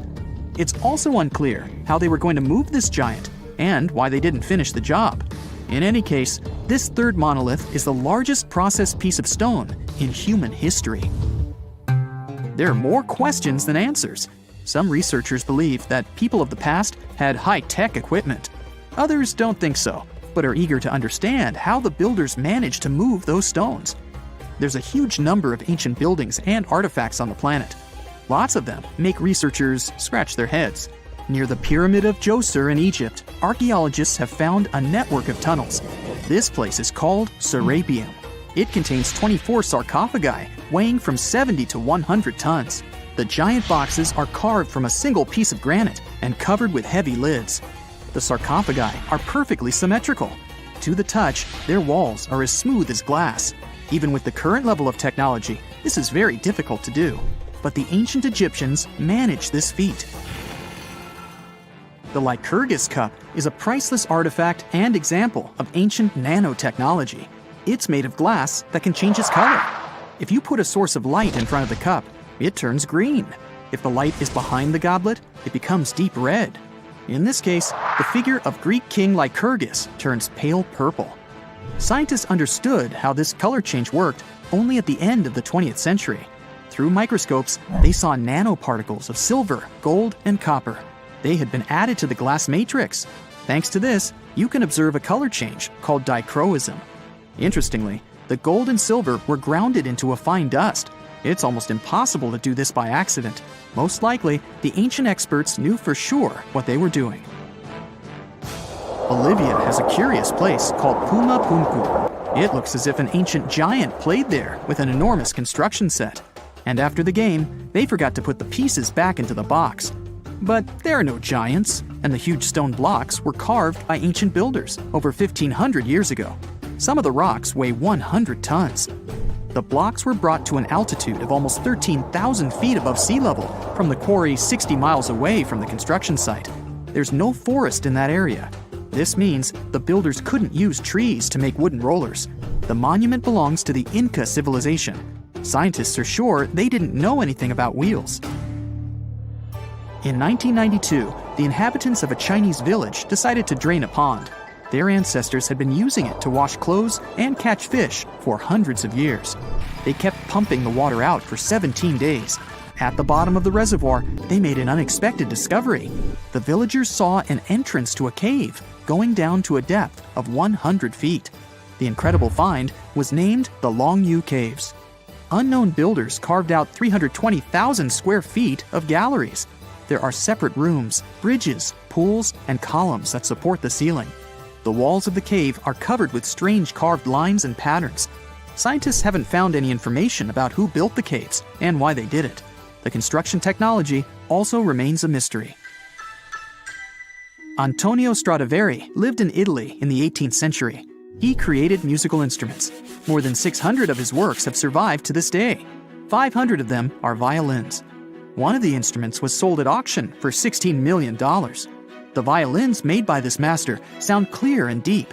Researchers can't understand why Stradivarius instruments produce such unique sounds. Perhaps it's all about the varnish the master used to cover the violins. The answer may also lie in the wood the instruments are made of. In those days, Europe had a cold climate. Because of this, the wood became denser, and the instruments made of it sounded especially pleasing to the ear.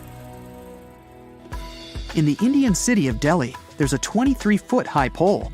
It weighs 6.5 tons and is made of 98% wrought iron. The 1,600-year-old pillar has no signs of rust or decay. Scientists believe that the monument is so well preserved thanks to the dry weather and the chemical composition of the metal. It might be resistant to corrosion. And still, researchers don't know how the blacksmiths managed to make an iron pillar that's not afraid of rust.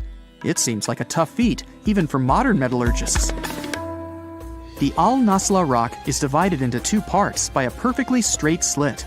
Each boulder stands on a small pedestal. Some people believe this is the evidence of ancient laser technology. But geologists think the split happened due to the ground shifting or natural vibrations that occurred under the rock. This process led to the appearance of the crack. It had been deepening for thousands of years, and gradually, the natural monument took the form you can see today.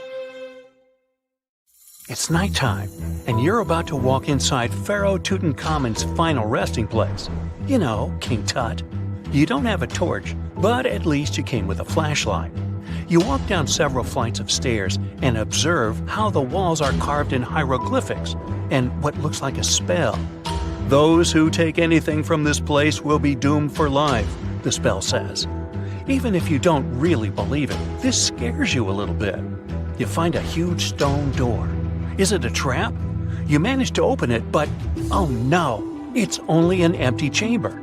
You check your map. It seems like you're heading in the right direction. After what feels like hours, you realize you must be trapped inside a labyrinth. You try to retrace your steps, but you can't find the door where you came in from anymore. That's it, you think to yourself. You've fallen for the Pharaoh's trap. What's worse, you didn't bring a lunch. Okay, so we've all seen Hollywood movies where the main character is exploring ancient ruins and faces some seriously dangerous traps, right? We've been told Egyptian royalty protected their final resting places with venomous scorpions and snakes, sliding doors that will trap you for life, and giant rolling boulders that will crush anyone on their paths. The thing is, were these traps truly real? Well, I regret to be the one to break it to you, but this is all fiction. These elaborate traps were too technologically advanced for ancient civilizations to pull off. That is not to say, however, that there weren't any traps at all. Ancient civilizations, like the Egyptians and the Mayans, are known for their practice of building entire monuments dedicated to the ones who had passed away. These structures would often reflect the position of person occupied in society. So, for the really important people, the VIPs of their times, massive monuments were built to host their bodies long after they were gone. Some of these civilizations believed that a person's life would continue on the other side of the veil. For that reason, a person would be buried together with the belongings of their current life. If they had a lot of money and power and stuff, that meant their resting places would be filled with riches and gold. Now imagine if you lived in ancient Egypt and you knew exactly where all the pharaohs' tombs were located and had heard rumors of the amount of wealth kept in these places. Maybe you would be tempted to go check it out, right? We're talking about large rooms filled from floor to ceiling with golden artifacts, jewels, and even money. I mean, it does sound tempting. And since there weren't any security guards protecting the entrance of these places, Egyptians needed to get creative as to how they would protect these riches. These old civilizations found some traps to be useful. A recurring one was building empty rooms inside the monument to confuse a burglar. Now, let's take a look at Amenhotep III's final resting place as an example. It was built in the city of Luxor, in a spot also known as the Western Valley of the Kings. 2 French engineers originally discovered the monument between 1905 and 1914 CE. The structure is huge and has more than 10 chambers, connected by long corridors and steep stairways. The King's Chamber is the most hidden one, and for an outsider to try and find it, they will probably enter a lot of empty rooms beforehand. Other pharaohs tried to protect their riches by commissioning monuments with false doors concealing pits that were up to 20 feet deep. This way, an unwarned and unwanted visitor would be surprised by the deep hole on their way to the king's resting chamber. Alongside false doors, pharaohs made sure to build labyrinth-style corridors and false walls. This way, robbers could take hours or days before they found the king's real chamber. As to pits with poisonous snakes on them, if there were any reptiles inside these monuments, they probably got inside on their own and would most likely not stay there for long. There is no way snakes would survive years and years without food inside these pits. So yes, another Hollywood-induced belief right there.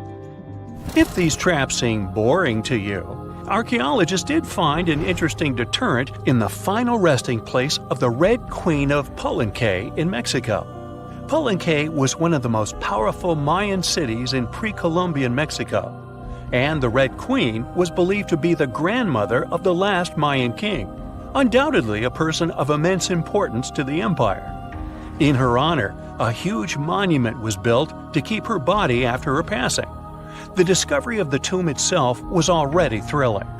Archaeologists found an ancient monument when digging at the site back in 1994. The first thing they found was a room with a hidden door. Once they opened the door, they discovered a long corridor.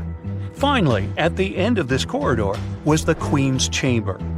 The team of archaeologists was beyond excited to unearth this chamber with the mummy of the Queen herself still inside it. They found her to be accompanied by her pearls, jade shells, and expensive rocks. But as the team explored the remains, they saw something rather strange. The room was filled with a red-colored powder.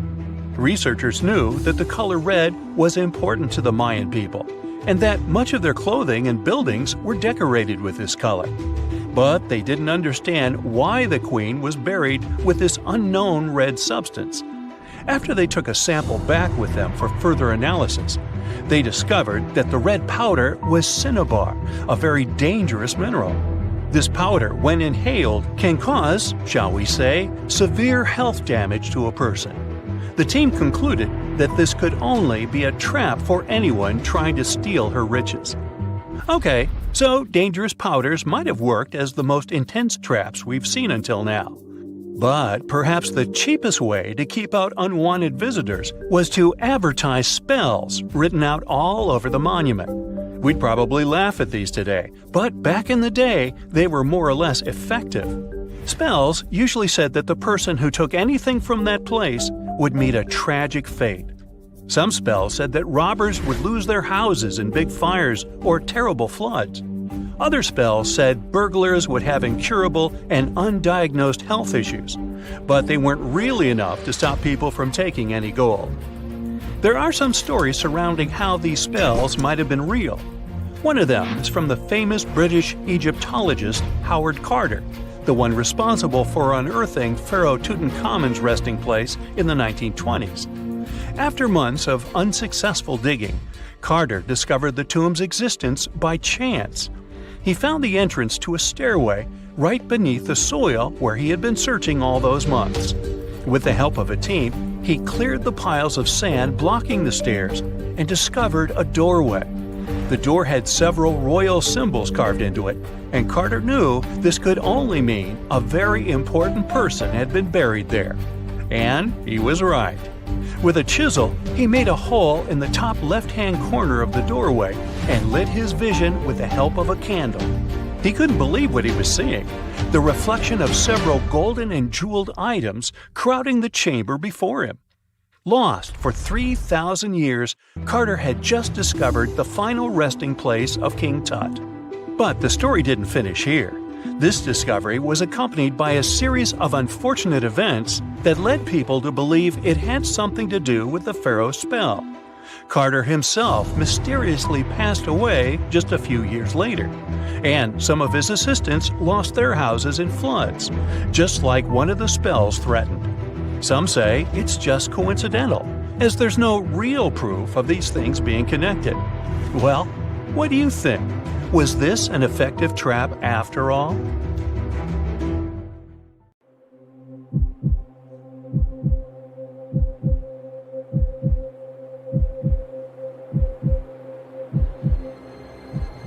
Leave it to people wandering on Google Earth to stumble upon the world's newest and weirdest places ever. Like this mysterious pyramid discovered in Antarctica. Soon enough, the internet blew up with all sorts of theories regarding this unusual shape. Could it be a sign from a different life form? Is this pyramid indeed natural, or is it man-made? For starters, it's not the first time we've discovered a pyramid in the Antarctic. The first one was observed by the British Antarctic expedition in the 1910s and kept secret for a long time. Its discovery being kept hidden only added to the mystery. A second such structure was discovered in 2016, which further increased the interest in the matter. The mystery was soon enough deciphered by scientists. These formations are just mountains. They're located near the Ellsworth Mountains, a range over 250 miles long, so they're just mountain peaks that have broken through the ice sheet. As for their particular shape, it's just a coincidence. Pyramids are found throughout nature. The Matterhorn in the Alps and Mount Ballenstinder in Iceland, for example, are quite similar in terms of shape.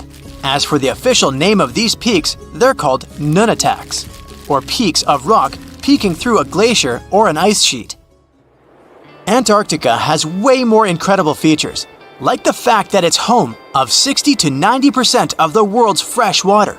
That's because its ice sheet is the biggest on our planet, stretching across 5.4 million square miles. I'll spare you the calculations, but that leaves only 1% of the continent ice-free. Antarctica's ice reaches 2.7 miles thick at its deepest point, meaning half the height of Mount Everest. Should it ever melt completely, our sea levels would rise to roughly 200 feet. It wasn't always this cold, though. At some point in our planet's history, Antarctica had some average temperatures as the city of Melbourne has today. It took a lot of research, but scientists figured out that Antarctica's temperatures could have reached up to 62.6 degrees Fahrenheit. Sure, that was 40 to 50 million years ago, but if you think about it, it was at the same time when dinosaurs roamed our Earth. Time is also different on this icy continent. All the lines of longitude that help us calculate different time zones merge into a single point at the South Pole. Here, there are 6 months of daylight in the summer, followed by 6 months of complete darkness during the colder season. So, scientists working here stay, on average, in the same time zone they've come from.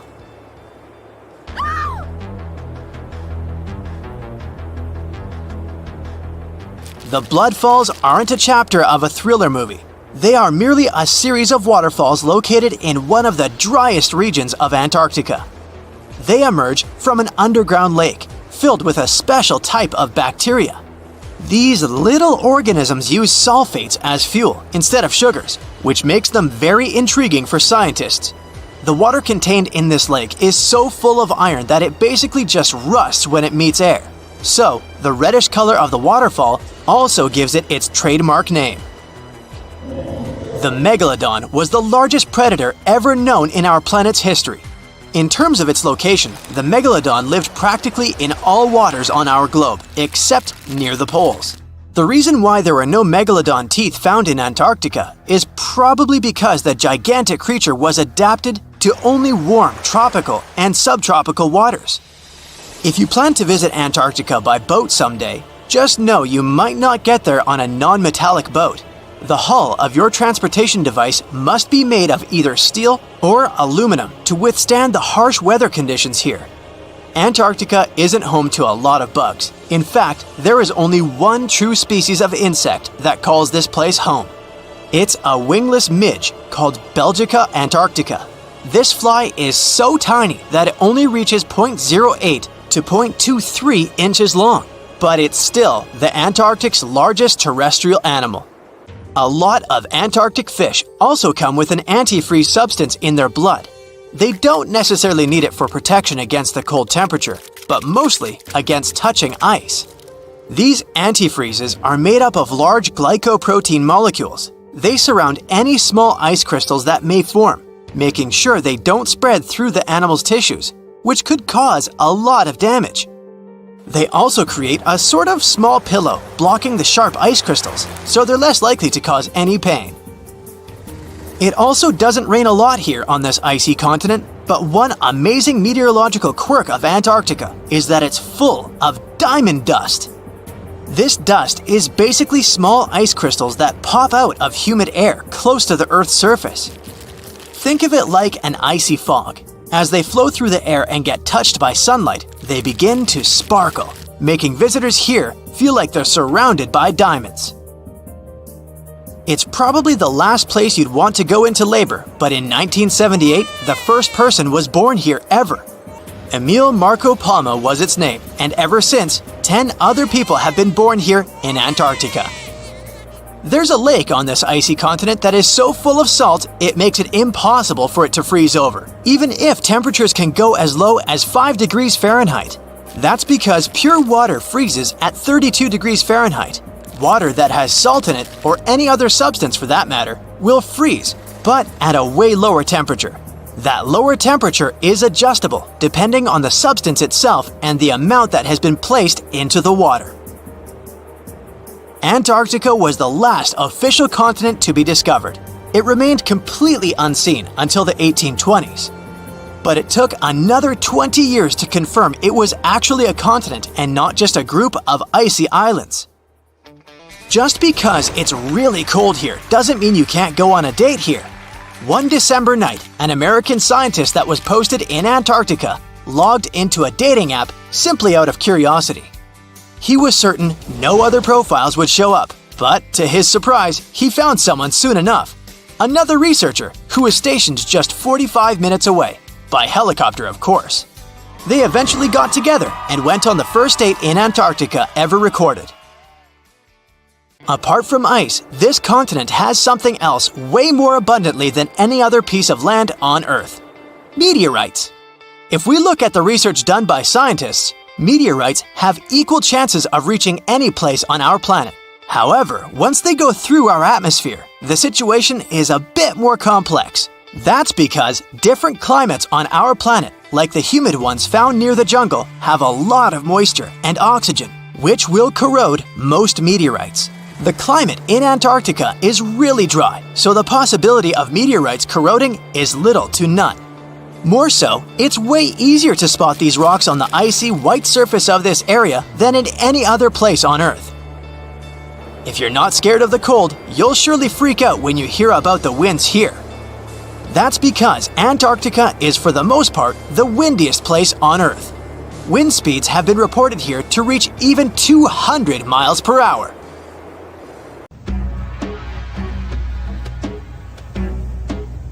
This is not a dune set. This is a very real desert in Niger. Jado was probably built by the nomadic Sao people and is filled with ksars, which are fortified houses made of salt and clay, with giant walls and secret passages. Located deep in the desert, it was once a vital stop for trans-Saharan caravans, but is now a hotspot for smugglers and bandits. The site has been off-limits since 2002 due to its dangers. The origin of the ksars remain a mystery. No archaeological studies have been conducted, leaving many questions unanswered. Even today, shifting sands reveal and conceal parts of these ancient ruins, fueling local speculation about what might still be hidden beneath the desert. Speaking of connective tunnels, scientists were blown away by the discovery of lava tubes in Saudi Arabia. These underground passages form when molten lava cools down.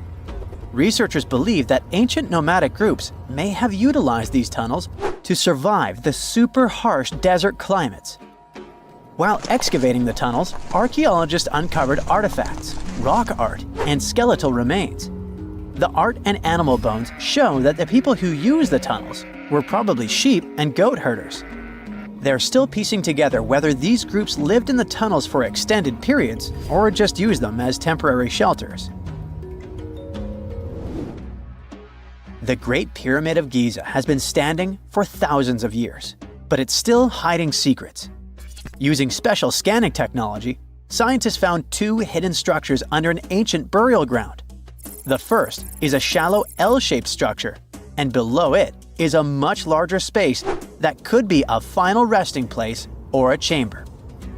The smaller structure was filled with sand on purpose, while the deeper one might be an empty chamber. Experts believe the two are connected, possibly as an entrance leading to a secret chamber. This is big news because it might give us some more insight into who built the pyramids and why. The world is full of ancient writing, but some messages refuse to give up their secrets, like the mystery of the Bash Plemi tablet. This unusual stone, pulled from a lake in Georgia, is covered in symbols no one can read. Even with modern technology, experts are completely stumped. The tablet is about the size of a book, with 60 symbols carefully carved into its surface, but 39 of them don't match any known language. Some resemble scripts from ancient civilizations in the Middle East, India, and Egypt, but none are an exact match. To make things even trickier, part of the tablet is broken off, meaning a piece of the puzzle is missing forever. To rule out a hoax, scientists studied the tablet closely. They confirmed it's made of vesicular basalt, an extremely tough local rock. Whoever carved these symbols must have been really skilled. Based on similar archaeological finds, experts believe the tablet could date back thousands of years, possibly to the late Bronze or early Iron Age. Some symbols repeat, which could mean they're numbers. Maybe it's an inventory list, a record of battles, or even an offering to the deities.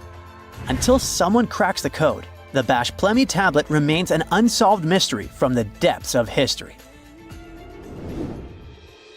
Experts are still stumped with what this Minoan disc might mean. The Phaistos disc is one of the most mysterious finds from the Minoan civilization. This 6-inch clay object, discovered in 1908, has strange spiral markings that no one has fully decoded yet. The disc has 241 symbols on both sides, showing everything from people and animals to tools and plants. Experts have come up with many theories about what the symbols mean. Some think it's an early form of Greek. Others suggest it's a prayer or a hymn. And some even believe it could be a letter from a king in Anatolia to a Greek ruler. Let's see who will be the first to figure this out. It's always a fun day at an archaeologist's office when they find something as big as a 2,000-year-old marble head. A French archaeologist mission went digging inside an old medieval house near Alexandria in Egypt and found a statue's head depicting an old, possibly ill man. This statue dates from the last Egyptian dynasty before it became part of the Roman Empire, and the site where it was found is associated with the likes of Cleopatra and Mark Antony. For archaeologists, even the smallest finds at this site means a lot. You've heard of Lucy, right? The Australopithecus that was an early ancestor for us humans. Well, scientists found some of her species' footprints somewhere in Tanzania. The so-called Laetoli footprints are over 3 million years old. The trail stretched 88 feet and has about 70 footprints, left behind when a bunch of early humans walked across some wet volcanic ash. What's cool is that these early humans were already walking on 2 feet, like us, not all hunched over like apes. The close spacing of the prints shows they probably had short legs and a shorter stride than we do today. In an ancient Egyptian temple, archaeologists uncovered a shrine unlike any other, a place dedicated to falcons and 2 mysterious deities. One deity had a falcon's head, while the other wore a crown with a sun disk and cow horns. But the most baffling discovery was an inscription that read, "It is improper to boil a head in here." At the heart of the shrine, there are 15 headless falcons carefully arranged on a pedestal, likely as offerings to the falcon-headed deity. One theory suggests the birds were boiled first, perhaps to pluck their feathers, before being placed in the shrine, following the strange rule carved into stone. Archaeologists also found a 13-inch iron harpoon nearby. Its true purpose remains unknown, although the shrine also held remains of fish, mammals, and bird eggs, suggesting that the rituals may have included feasting. And speaking of ancient Egypt, meet Hathor. Scientists named her after the ancient Egyptian deity of motherhood, music, and singing. This wooden statue, housed at the Metropolitan Museum of Art, was thought to be just a beautiful artifact, until a surprising secret was uncovered. Using an X-ray machine, experts found a mechanical operating system inside it, with pulleys and axles connecting her shoulder to her left leg. When activated, the system made her hand raise and lower, an engineering marvel from over 3,000 years ago. The statue was created during Egypt's Middle Kingdom, around 1800 BCE, and is often compared to 19th century automata due to its advanced design. It's believed the statue was used in religious ceremonies, symbolizing Hathor's role in dance and music. An unexpected discovery happened in northern Kuwait, where a Kuwaiti-Polish team uncovered a mysterious 7,500-year-old statue. The statue features an elongated skull, no mouth, narrow eyes, and a flattened nose. This feature is thought to be an Ophidian figurine, named after the Greek word for snake, and it was likely made by the Ubaid culture, a civilization known for their pottery skills. While no one knows exactly what role this weird statue played, it might have been linked to rituals or symbolic practices. Some scientists think these figurines, found in homes or final resting places, were tied to important cultural beliefs. We couldn't mention unresolved mysteries of this world without speaking about these elongated skulls. In the deserts of Peru, researchers uncovered 5 ancient skeletons, 2 with unnaturally elongated skulls. While head shaping was common in many cultures, these skulls defy explanation. Local legends tell tales of the so-called gentiles, a mysterious race banished underground by the powerful deities. Some say this is what the skulls represent. Others think this is some type of genetic anomaly, which was confirmed after finding an infant skull, too large to be artificially shaped. Before we get into the reason why and how there are pyramids all around the world, let's talk about some of the examples. I'll start with the Pyramid of the Sun in Mexico. These folks really knew how to build a city. Their well-planned urban center spanned over 7 square miles and boasted several pyramids. But the Pyramid of the Sun is the most impressive. This giant pyramid was built way back in 100 CE and is one of the biggest structures of its kind in the whole Western Hemisphere. It's so big that it's 216 feet high above the ground. If you ever find yourself in this ancient city, you won't be able to miss the Pyramid of the Sun. It's right there on the east side of the Avenue of the Dead, the city's main north-south street. To build this incredible pyramid, around 1 million cubic yards of material were used, including a special kind of red volcanic rock called hued tezontle. Impressive, huh? We don't know too much about the people who built the Pyramid of the Sun or its purpose. But archaeologists believe there was once a temple on top of it. When explorers went below the pyramid in the 1970s, they found a bunch of cool tunnels and chambers. In 2011, they even found a secret stash of clay pots, obsidian pieces, animal bones, human figurines, and a mask. Who knows what other secrets the pyramid is hiding? If you decide to see this one, you must climb the pyramid using the 248 uneven steps on the west side. Watch your step. Sudan got some pyramids too. Nubian pyramids aren't as big as the ones in Egypt, but they still got around 200 of them. These ancient pyramids have been home to the tombs of the pharaohs of the Meroitic Kingdom for almost 1,000 years, who ruled Egypt from Nubia to the Mediterranean Sea. The pyramids at Meroe were constructed using granite and reddish sandstone. Oh, and did you know that Sudan has more ancient pyramids than Egypt? The Kushite pyramids depict the indigenous architecture and burial traditions of Nubia's Napata and Meroe kingdoms, which ancient Egypt influenced. Meroe, the burial site of over 40 queens and kings, is the most extensive Nubian pyramid site. The tomb walls depict mummified royals bedecked in jewelry, their wooden caskets containing bows, quivers of arrows, and other artifacts pointing to the Meroitic relationship and trade with Egyptian and Greek civilizations.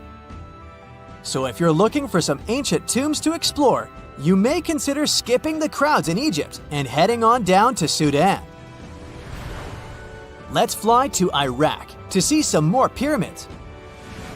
Ziggurats have fancy receding layers and tiered temples. Instead of a smooth exterior, it has tiers like a cake. Perfect for all the important work and rituals that went on inside. You can find these towering structures scattered throughout Iraq and Iran, and they're a real testament to the power and skills of the people who built them. One of the biggest and most impressive ziggurats is the ziggurat at Ur. It's basically a giant rectangular pyramid that stands a whopping 70 to 100 feet tall, with 3 levels of terraces and a temple on top. Can you imagine how many baked bricks it took to build that thing? Try 720,000 for just the lower portion. This particular ziggurat was built for Sumerian king Ur-Nammu. Similar to other ones, this pyramid has been around for thousands of years, so it got a little rough around the edges. Thankfully, the Babylonian king Nebuchadnezzar II and some archaeologists came to the rescue in the 6th and 20th centuries respectively, and now you can find this near Talil Air Base. The ziggurat at Ur was built in 2100 BCE by King Ur-Nammu for the moon deity Nana. It was the tallest building in the city, and you could see it from miles around. It was like the medieval cathedral spire of its day. People would come here to bring their agricultural surplus and get their food allotments and seek spiritual nourishment. Sadly, the Nana temple at the top of the ziggurat didn't survive, but we do have some blue glazed bricks that may have been part of its decoration. The lower parts of the ziggurat are pretty amazing though. The architects even included holes in the temple's baked exterior to let the water evaporate from its core. Since we explored some of the pyramids on our planet, let's take a broader perspective. They can be found in many parts of the world. Egypt has over 100 pyramids, double that number in Sudan, and dozens of others are scattered in the Middle East and China. The Americas have the most pyramids in total, with more pyramids than the rest of the world combined. These pyramids are located in Mexico, Guatemala, Honduras, and El Salvador. Time to know more about the evolution of pyramids through history. The oldest pyramid is in Egypt. This pyramid was a step pyramid, which was created by placing one layer of stone on top of another. The pharaoh Sneferu is credited with creating the pyramid shape we recognize today. During his 45-year reign, he built 3 pyramids. His first 2 attempts failed, but he finally got it right with the Red Pyramid, which is considered the first true pyramid. It was Sneferu's son, Khufu, who built the Great Pyramid of Giza, which was the tallest human-made structure on Earth for almost 4,000 years. Latin American pyramids are similar to early Egyptian step pyramids, but they were built independently, with no knowledge of each other. The pyramids in Sudan were built around 700 BCE and are tall, but much narrower than those in Egypt. How in the world did all these civilizations build these things without even texting each other? After all, the Aztecs, Mayans, and ancient Egyptians were about as different as possible. But despite their cultural differences, they all seem to agree on one thing. Pyramids were pretty cool. Step pyramids are all around the world because they were the most feasible and stable way to build large and tall structures without access to lighter building materials like wood and metal. The triangular form with a square base is the best way to build a sturdy structure, and having a cube structure would require more material for less height. Now, when it comes to pyramid design, the Egyptian pyramids were like giant triangles with a square base, smooth sides, and a pointy top. On the other hand, the Aztecs and Mayans went for a tiered cake look, with steps leading up to a flat platform on top. So, while all these pyramids share the same basic shape, they have their own unique flair. Each group built its pyramids using different materials, techniques, and slope angles. So while they may have been inspired by each other's work occasionally, they were just doing their own thing. Egyptian pyramids had smooth, angled sides that were designed to help the pharaoh's soul ascend to heaven. The Pyramid of the Sun was built over a series of caves that served as a passageway for the deities. The Maya built the temple of Kukulkan in Chichen Itza to honor the deity Kukulkan, usually represented by a serpent. Nicknamed El Castillo, it has 91 steps on each side, plus a platform. That's 365 steps, one for each day of the Mayan calendar. Tell me, Brightsiders, how were pyramids built? To begin with, humans made them, not a foreign race from space that landed on Earth. You see, one thing that all pyramids have in common is that they were built without advanced tools or even the wheel. It took a lot of people to build them, including skilled laborers and architects. For example, it's estimated that 20,000 people built the Great Pyramid of Giza, and it's believed that most of them were skilled laborers. Building pyramids was a massive undertaking that required years of planning and effort. The Great Pyramid at Cholula, Mexico, took 600 years to complete. They found the tomb of a royal doctor who lived over 4,000 years ago, a man who held pharaohs' lives in his hands. This man knew secrets that only deities and kings were allowed to hear. And yet, when they opened his tomb in 2024, there was no body, just vivid paintings, untouched by time, and cryptic symbols carved into stone. Who was he, and why was he buried with spells linked to a scorpion deity? The tomb was buried deep beneath the sands of Saqqara. The doctor's name was Tete Nebefu. He lived around 4,100 years ago, during one of Egypt's most mysterious turning points, right at the edge of glory and collapse. These were the final days of Egypt's Old Kingdom. The sun still glinted off freshly built pyramids, but the shadows were already creeping in. The pharaoh, Pepi II, had ruled longer than anyone before him, 90 years. But by the end of his reign, the country was cracking. The power was slipping, the regional leaders were rising, and the Nile floods grew unpredictable. In this shaky period, the mysterious doctor thrived. His tomb was discovered by a Swiss-French archaeological team in the shadows of old pyramids. The weirdest part was that when they uncovered his burial chamber, they found no body, no golden treasures either. Unfortunately, the tomb had been robbed long ago. But what remained was something even more fascinating: the words and images left on the walls. The paintings are still vibrant, bright colors that somehow survived all those years underground. The walls show jars, containers, strange abstract patterns, and geometric shapes. And then there are hieroglyphs, lines and lines of sacred script carved with precision, like someone had poured their soul into every curve. These inscriptions revealed who Teti Nebefu truly was. Turns out, he wasn't just any doctor. He was the conjurer of Serket. Now, Serket was the female deity of scorpions, sacred and terrifying. Egyptians believed she could stop venom, heal bites, and protect the living from toxic elements. The title, Conjurer of Serket, meant Tete Nebefu was a specialist in treating dangerous stings and bites. And if he got an entire tomb for himself, he may have been Egypt's top expert in those things, a man who healed with both medicine and magic. But that wasn't all. He also held the title Director of Medicinal Plants, a title seen only once before in all of ancient Egypt. That means he knew the healing power of herbs, roots, and oils like no one else. Now, you might wonder what plants in a huge land of sand, but in reality, ancient Egyptians used herbal medicine that would hold up in some labs today. They created pills, ointments, and inhalers. Most often, they chose some active ingredient, a flavor to make it easier to take, and something to deliver it into the body.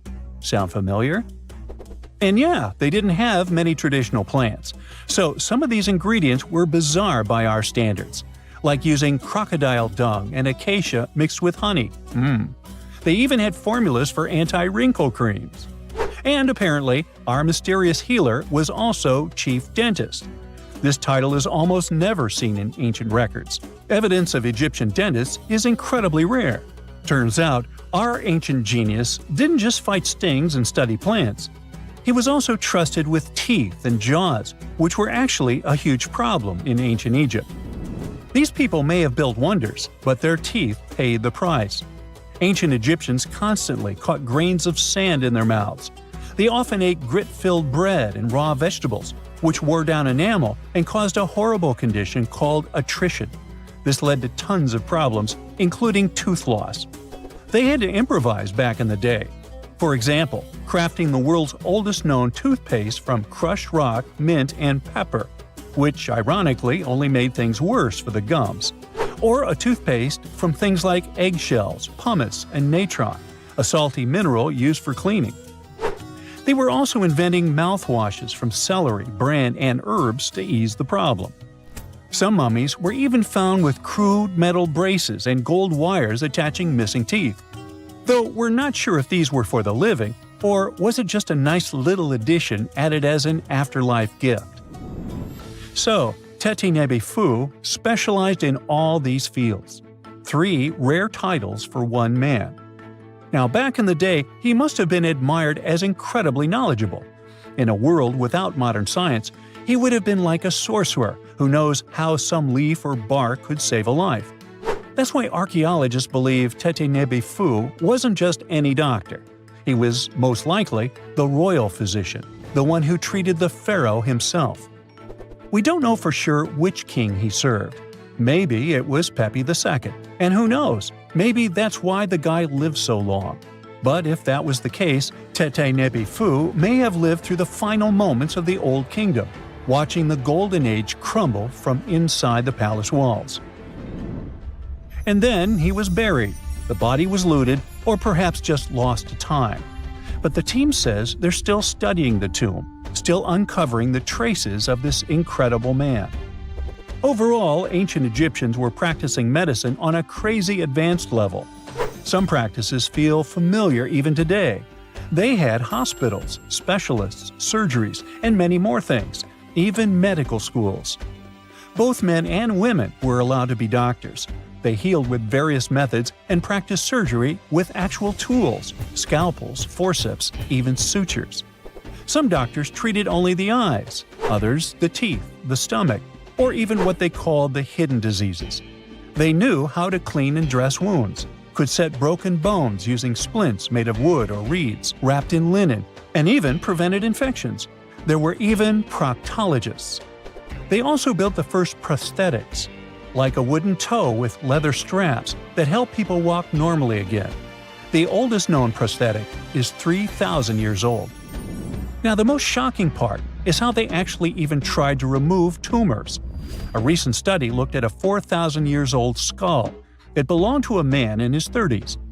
There were signs of past tumors, and around 3 of them, there were marks, surgical cuts made with a metal tool. That suggests someone attempted to remove or study them, maybe treatment, maybe an autopsy. There was another skull of a woman over 50 years old. It also showed similar signs, but with healed fractures from an earlier injury, which is amazing because her treatment might have actually been successful. Being a healer in this society meant something powerful. It meant being a priest, a scientist, and a magician all at once. To ancient Egyptians, medicine was a necessary art, and they treated it with as much reverence as they did their deities. That's because they believed that sickness could be both physical and spiritual. So a doctor could recite a spell while applying a salve, and a lot of their treatments worked. The reputation of doctors in ancient Egypt was so strong that leaders from other parts of the ancient world, like Persia, actually sought them out. Even Homer, the Greek poet, once said the Egyptians were the most skilled healers of all.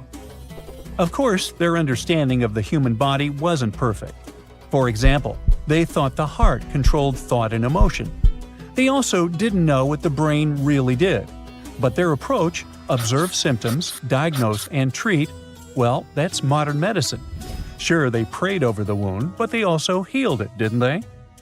Their most famous physician was Imhotep. That guy was a true polymath, an architect, priest, and a healer who became so revered he was later worshipped as a deity of medicine. Yep, a human who was so cool they turned him into a deity. He lived 2,000 years before Hippocrates, the so-called father of medicine. And yet, some people joke we should drop the Hippocratic Oath altogether and swear an Imhotepic Oath instead. These people weren't just laying the foundations of pyramids, they were laying the foundations of healthcare. Everyone loves a good landmark.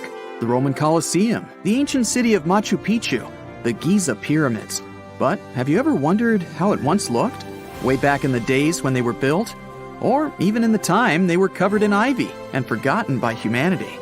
Buckle up, because we're heading on a time travel adventure to the world's greatest archaeological sites. Our voyage begins in South America, deep inside the Peruvian mountains. Behold, the city of Machu Picchu. Machu Picchu is a monument to the ingenuity and power of the Inca civilization. During its prime, the Inca civilization stretched 2,500 miles along South America's coastline from modern-day Ecuador all the way down to Chile. And Machu Picchu was located at the heart and center of it. The historic site was constructed at around 7,000 feet above sea level, more or less around 1450 BCE. The gated city consisted of around 150 buildings made of stone. The Incas managed to build temples, houses, and even a complex aqueduct system to irrigate the entire town. And yes, they did all that without the help of wheels or any instrument made of iron. The housing model is somewhat similar to stone houses we see nowadays, with the difference that the Incas didn't use any cement to stick together the blocks of stone. Yet, they fit seamlessly on top of each other.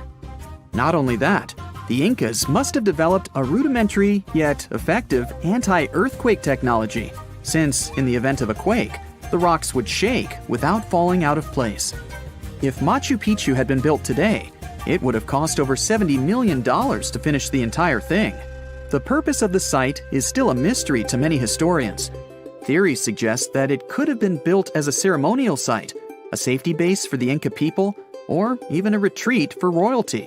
What we know for a fact is that in the 16th century, 100 years after Machu Picchu was built, its population abandoned it, with tree roots taking over the majority of the site and keeping it hidden from humankind for over 4 centuries.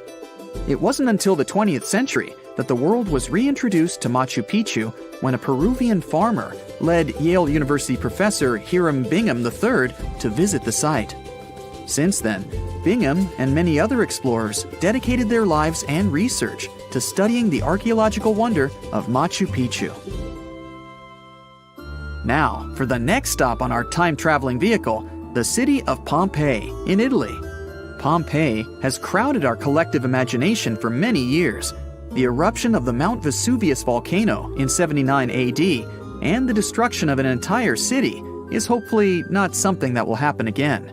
But I bet you're wondering, what did Pompeii look like on its last day? It took 18 hours for Pompeii's streets, markets, houses, and forums to be buried under millions of tons of volcanic ash.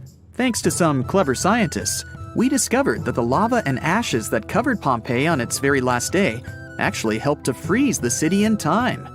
Different from ice, the cloud of ashes did not preserve the city intact, but as the items disintegrated over 2,000 years, they left voids under the earth. Archaeologists found that if they filled these voids with plaster, the shape of the buried city would soon reveal itself. And that's exactly what happened.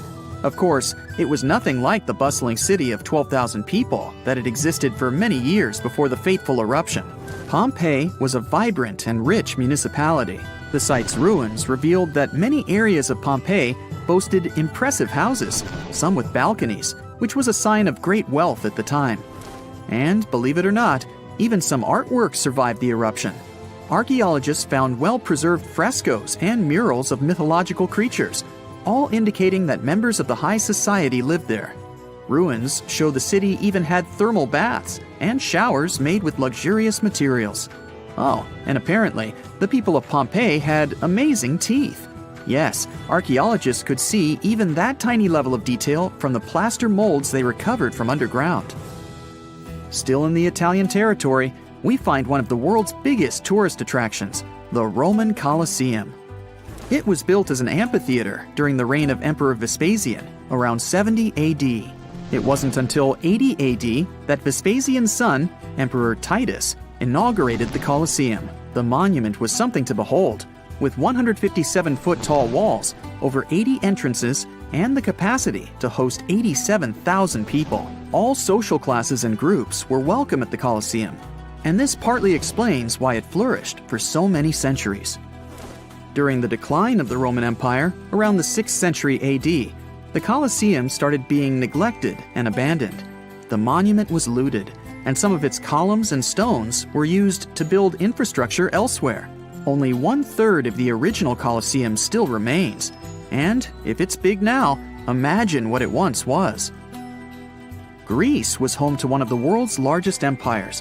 At the height of this empire, literally and historically speaking, more or less 2,400 years ago, the Greeks built a citadel known as the Acropolis. The Acropolis, which is composed of historical buildings, is considered to be one of the biggest landmarks of Western civilization to date.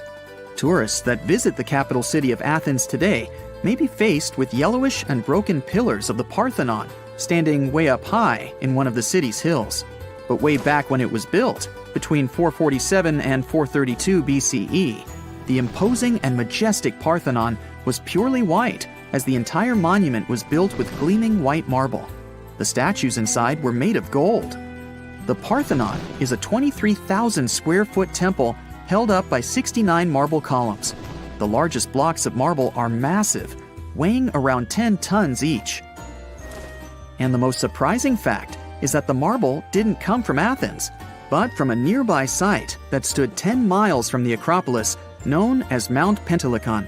Historians intrigued by where the primary material for building the Acropolis came from found tiny and big blocks of marble all scattered around the floor of Mount Pentelicon. There was also a paved road that the Greeks had built to carry the rocks around. But perhaps the most impacting monument of all times is located at the heart of the Middle East, outside the Egyptian city of Cairo. The pyramids are considered one of the 7 wonders of the ancient world. The Giza Pyramid Complex was built as a tomb for the pharaoh Khufu around 4,500 years ago. Between 20 to 30,000 people took part in the construction process. It's composed of 3 pyramids. The massive monument is made out of approximately 8,000 tons of granite and over 550,000 tons of mortar, which gives it the appearance it has today. Would you believe me if I told you that the pyramids didn't always look like this? Far from it. They were shiny white with a golden triangular tip at the top. This is because the Egyptians used over 6 million tons of limestone to cover the entire rocky, step-like structure, all so that they could gleam white under the unforgiving sunlight of Egyptian skies. The Pyramid of Khufu remained the tallest structure on Earth made by humans for over 3,800 years. It was the only 8-sided pyramid in Egypt and was believed to align with Orion's belt. It's considered to be the most aligned construction facing north. In 1979, it was inscribed on the UNESCO World Heritage List. Let's head on down to the Indian city of Agra to quickly visit the Taj Mahal. You may know it as the Taj, but it can also be called by its more endearing name, a teardrop in the cheek of time. The Taj took over 22 years to build and was commissioned in 1632 by Mughal Emperor Shah Jahan as a declaration of love for his third and favorite wife, Mumtaz Mahal.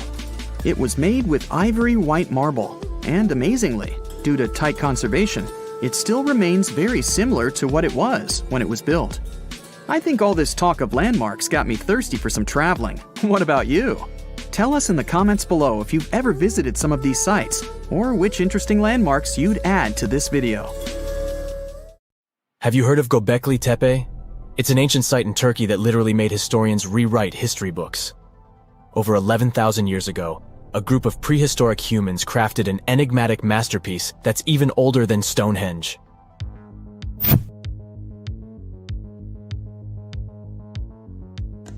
Before its discovery, archaeologists believed that people didn't know about iron and weren't good at making pottery. They were sure that settled life only emerged with the need for agriculture. But Göbekli Tepe changed this belief.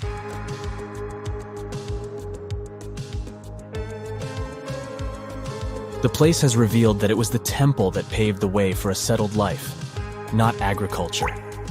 Until this discovery, researchers believed that farming was the catalyst for sedentary living. Meet Professor Schmidt, the guy whose findings changed this theory. He managed to prove that hunter-gatherer communities laid the very foundations of this way of life.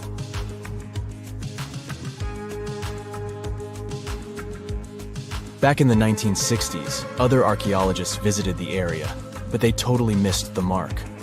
While surveying the region, they stumbled upon a hill with scattered limestone slabs and concluded it was just an old burial ground from medieval times. Little did they know that there was so much more to uncover.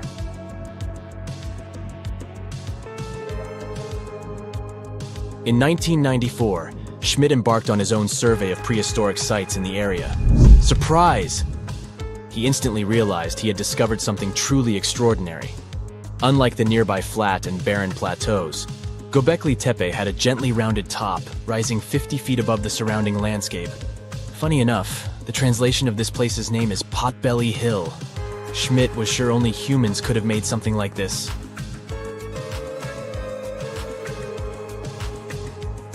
Those broken limestone pieces that were mistaken for gravestones turned out to be way more exciting. It was like stumbling upon a hidden treasure. The pieces took on a whole new meaning, and Schmidt with his team was about to dive into the secrets waiting beneath the surface. To their surprise, they found no traces of a settlement, no hearths for cooking, no houses, and none of those adorable clay figurines commonly found in nearby sites of similar age. However, they uncovered that those ancient people used tools like stone hammers. So, Schmidt and his team put their heads together and took a wild guess at the age of Göbekli Tepe's stone structures. Their estimation got backed up by some limited carbon dating done right at the site. The ancient vibes of this place were finally starting to make sense. It was like a puzzle slowly coming together.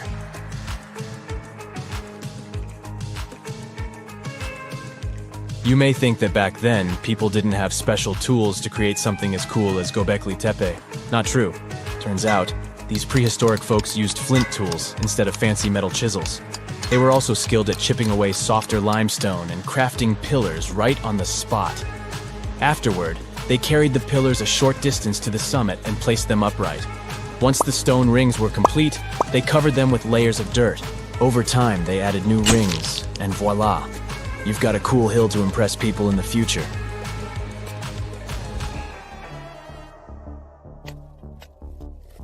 During their first year of excavation, the team went through 15,000 pieces of animal bones from wild creatures. These people didn't have pet animals or grow their own food. They hunted wild animals for their meals. But things were about to change, because the place had everything they needed to start farming. Scientists say they had wild sheep and wild grains that could be domesticated. And guess what?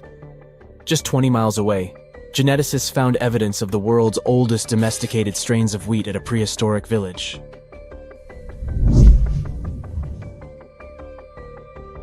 These amazing findings have completely changed how we view civilization.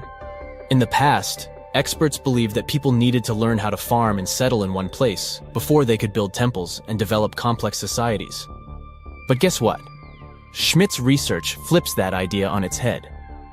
He claims that the incredible effort put into constructing these astonishing structures actually set the stage for the development of advanced societies. It means that societal and cultural changes happened before agriculture. Schmidt has this fascinating hypothesis about Göbekli Tepe. He thinks it could have been a special burial site where people left their loved ones. And here's the twist. The burial site was adorned with fancy statues and symbols representing deities from the spiritual realm. The idea that Göbekli Tepe could have served as a sacred place adds another layer of complexity to the whole story. While the site's true purpose may remain elusive, Schmidt's insights invite us to consider the profound interplay between life and the afterlife, and the deep reverence ancient hunter-gatherer societies may have had for their departed ancestors. Now let's talk about the stars of the show, the mesmerizing T-shaped columns that dominate Göbekli Tepe. These mysterious structures range from 10 to 20 feet tall and most likely represent stylized human figures. But one figure stands out from the rest, the three-dimensional lion relief. This depiction really fires up our imagination. Why? Because it hints at the possibility that lions roamed Anatolia during the Neolithic period.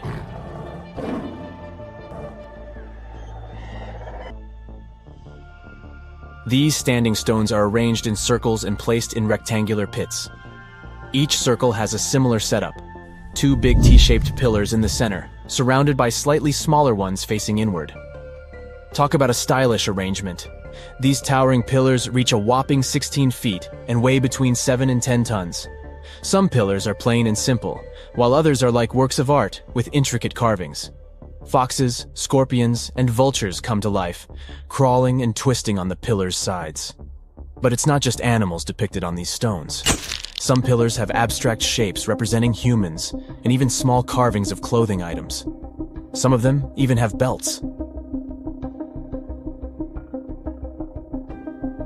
Now, there's one pillar that stands out from the rest like a rock star. This super old stone pillar suggests that a comet crashed into Earth. It happened during a chilly period that lasted about 1,000 years. Previous studies examining Greenland ice cores hinted at this comet theory, but now the carvings at Göbekli Tepe prove it right.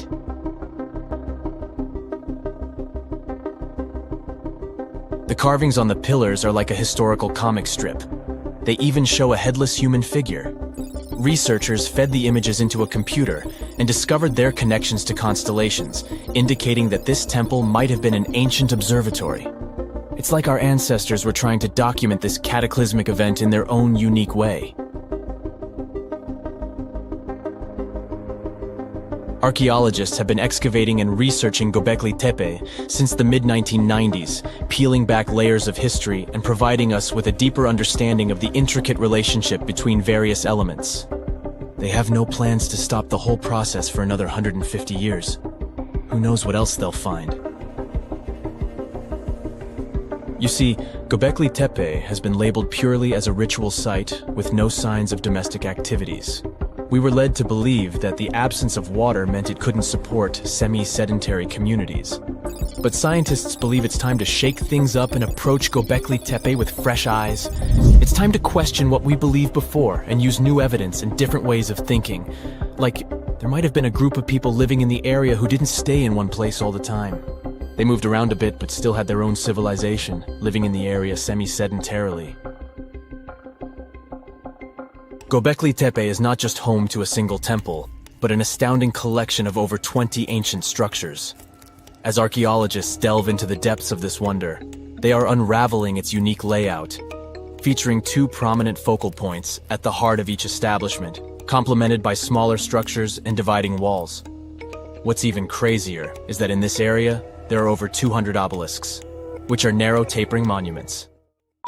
If someone finally invents time travel and you hop on a trip to the past, you won't recognize many of the things you know and love today. The Statue of Liberty and the Egyptian pyramids, some basic gadgets like the remote control and your laptop, and even the corn you have for lunch have all changed beyond recognition. When the pyramids were originally built in ancient Egypt and Giza, and other places, they didn't look sandy brown at all. All of them were covered with white limestone. If you had seen them under the hot African sun, you'd have to look away. That's how smooth and shiny they were. Builders used around 6 million tons of this material for the Great Pyramid of Giza alone. It's the largest one you can still see on your trip to Egypt. The local rules were quite a thrifty crowd, and they reused some of the casing stones for other construction projects. A massive earthquake in the 14th century has also loosened some of the stones, so you won't see a lot of limestone, but some of it is still there, on top of the Pyramid of Khafre in Giza. It looks like it has a second peak on top of the first. In ancient times, all pyramids used to have capstones called pyramidions, covered in a mix of gold and silver. Most of them have been lost over the centuries, but you can still see a few of them at museums. They show images of Egyptian deities. The pyramids were probably modeled after a sacred pointed stone, the benben. It represented the rays of the sun. Now, lifting heavy rocks wasn't so simple without the tech we have today. I guess you'll agree with me if you helped your friends move at least once, and they made you carry the couch. But those smart Egyptians of the past thought of that and chose the pyramid shape. It lets the weight distribute evenly throughout the whole thing. The Statue of Liberty has also had a major makeover since it was first unveiled in 1886. Believe it or not, it used to be a shiny brown color, just like a penny. 20 years later, it changed its color to green. It wasn't a fashion statement, but a chemical reaction. The statue is covered with hundreds of thin copper sheets. When copper reacts with air, it naturally forms a protective layer called verdigris. This layer protects what's under it from corrosion, and that's why statues and other things made of copper, brass, and bronze can last so long. When Lady Liberty first turned green, people in authority decided it would be a good idea to paint it all over. It was way before social media, so you couldn't just drop an angry comment under the post describing the idea. But they wrote about it in the local newspapers, and the public didn't love the idea. Then the Times interviewed a copper and bronze manufacturer, and he confirmed they shouldn't repaint it, because removing the protective layer would mean destroying the statue. Over the years, people have suggested painting Lady Liberty several times, but no one has ever done it. I don't know about you, but I can't imagine that lady in any other color, so I guess it's for the better. You love bananas as much as I do? Next time you enjoy a juicy soft one, remember you gotta thank selective breeding for that texture. The original wild bananas had many large, hard seeds and not so much delicious pulp. And hey, who doesn't like a sugary watermelon? It has a history of over 5,000 years, and it used to have bitter yellowish white flesh and was really tricky to open. Selective breeding saved the day again, and watermelons got way sweeter. Japanese scientists went further and invented the seedless version. Corn's grandmother is a Mexican grass called teosinte. The kernels in this grass were small and hard to get. Farmers from many thousands of years ago saved the seeds only of those plants that were larger or tastier, or with kernels that were easier to grind. Thanks, my friends, for giving us the corn that's edible and even delicious. And just imagine, wild avocados were so small that they could easily fit in the palm of your hand. The pit in them was so large you wouldn't find much edible material inside. They also had a much harder shell than the ones we're used to. You probably wouldn't get a lot of work done without your beloved computer today, but I can't tell you exactly whom to thank for this invention. The ABC from 1942 is one of the contendants for the title of the first computer. It's short for the Atanasoff Berry computer, named after its inventors at Iowa State University. The ABC weighed over 700 pounds. Yep, yours must be way lighter than that. That big boy consisted of around 300 vacuum tubes and had a rotating drum, a little bigger than a paint can, and had small capacitors on it. A capacitor is a gadget that can store an electric charge, like a battery. The ABC could solve problems with up to 29 different variables to help scientists save some time. Like modern computers, it used binary digits, ones and zeros, to represent all numbers and data. Because of that, it was possible to do the calculations electronically. And now, my favorite part, the ABC finished one operation about every 15 seconds. Just for you to compare, it's millions of operations per second now. Unlike the tech we use today, the ABC did not have a changeable stored program, so the program could only do a single task at a time. An operator had to write down the intermediate answer and then dial that back into the computer. Sounds like another reason to be happy we live in the 21st century. That remote control you use for all sorts of appliances has gone a long way too. Nikola Tesla, who gave us alternating current, designed one of the first wireless remote controls back in 1898. He named his invention teleautomation and demonstrated it on a miniature boat controlled by radio waves. The boat had a little metal antenna attached to it.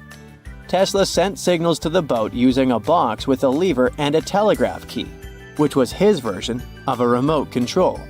Those signals set electrical contacts on the boat into motion and moved the rudder and the propeller, and Tesla was controlling the boat. The concept of the remote control soon spread to other gadgets. The first television remote control followed in 1950. It was designed by the Zenith Radio Corporation called LazyBone. Don't take it personally, please. This LazyBone had a massive cable that was attached to the TV set, and those who tried it didn't fall in love with the invention because they tripped over that cord. I feel your pain, my friends. If you live or work on one of the top floors, you gotta love this one. Meet the first passenger elevator. It traveled at the speed of 40 feet per minute. Not the fastest, I know, compared to today's record, which is 40 feet per second. But hey, it was built back in 1857 in New York and was more of a tourist attraction than a necessity. The elevator had a steam engine hidden in the basement of a 5-story building. 3 years later, they shut it down because the public didn't appreciate it.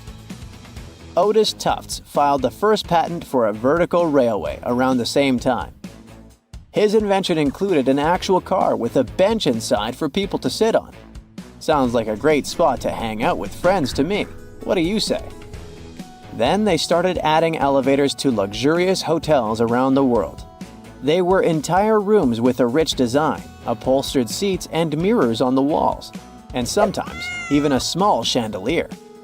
There was an obligatory operator who'd close the door and the car would start its super slow ascent.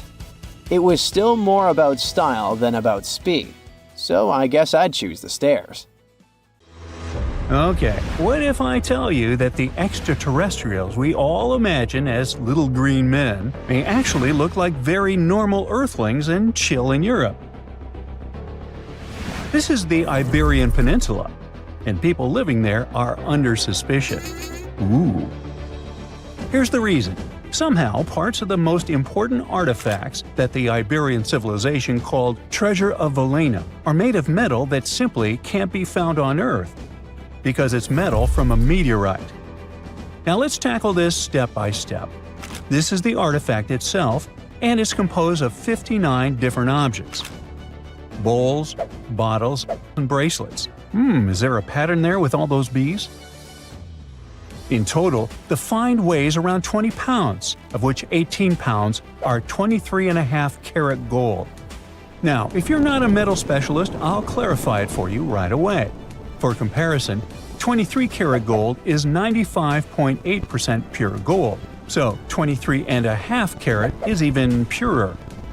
The remaining percentage goes to other metals to help add strength and durability to the precious alloy. There was also silver, iron, and amber in that set. The artifact could have been pretty straightforward, but for these two, let's call them imposters. Look at this wrought iron bracelet and this hollow hemisphere. Can you see that?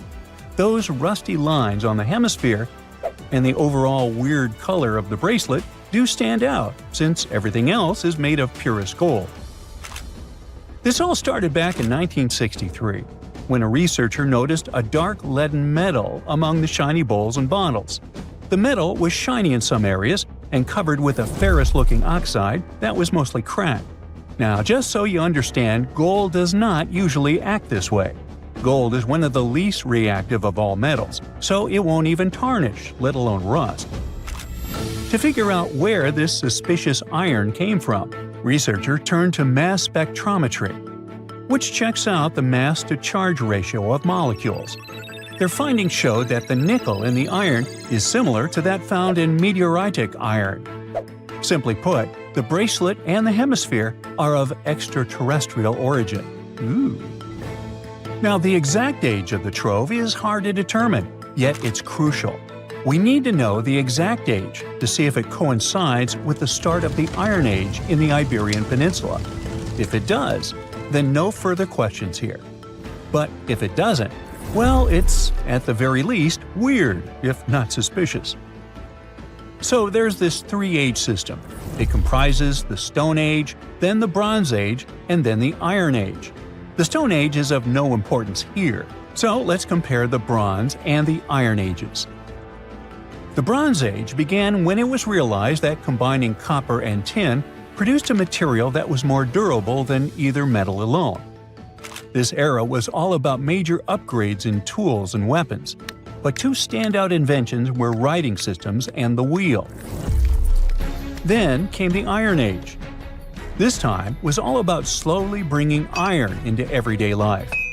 Iron was way easier to shape into cool designs than bronze. Now, this was a big deal because iron, especially transformed into steel, provided significant improvements in all aspects of life. Tools became lighter, cheaper, and stronger compared to their bronze equivalents. You get it? Good. So, researchers have long debated whether the treasure dates back to the post-Archaic era or the latter part of the Bronze Age. The most recent study claims that those artifacts were created in 1400 to 1200 BCE, and something really doesn't add up. First off, the Iron Age began around 500 years after these artifacts were crafted. Plus, ancient craftsmen couldn't know back then how to work with metals that landed on Earth approximately 1 million years ago. And while the dates are really hard to explain, there is a logical explanation for the craftsmanship. The theory here is that those metal workers simply had access to the fallen meteorite, and thus, they could study it well and discover its properties before using it for decorative purposes. They could have figured it out through trial and error, and once they knew exactly how to work with this extraterrestrial metal, they proceeded to adorn the artifacts with it. Plus, there were the Phoenicians, who contributed to their craftsmanship. Now, it's true that the Iberian people have been processing metal and making pottery long before the Phoenicians settled on the peninsula. But the arrival of new metalworking techniques and the introduction of the potter's wheel enabled them to produce better quality goods much faster than before. So, we figured out the extraterrestrial origins of the Iberian artifacts. But guess what? This area is still under suspicion. The reason for that is the language they spoke. You see, for most modern languages people use today, there will always be some proto-language. Say for Italian, Spanish, and French, it's Latin, hence their similarities. But wait, Iberian was largely spoken where modern Spain is, so why isn't Spanish similar to it? Well, the truth is, no language today is similar to the Iberian. Maybe only the Basque language, but it's because of some similarities found in their numerical systems. Basque is classified as a language isolate, or simply unrelated to any other known languages, and the only language isolate in Europe. The Iberian language is unclassified. While the scripts written in it have been deciphered to various extents, the language itself remains largely unknown. And look at the alphabet the Iberians had. Looks like it doesn't really belong to our planet. But hold up, this one might be a bit of a stretch. When the Phoenicians came to the peninsula, they brought along their alphabet to the Iberians. But honestly, the Iberians probably weren't keen on just copying someone else's writing system, so they tweaked it until it looked completely different.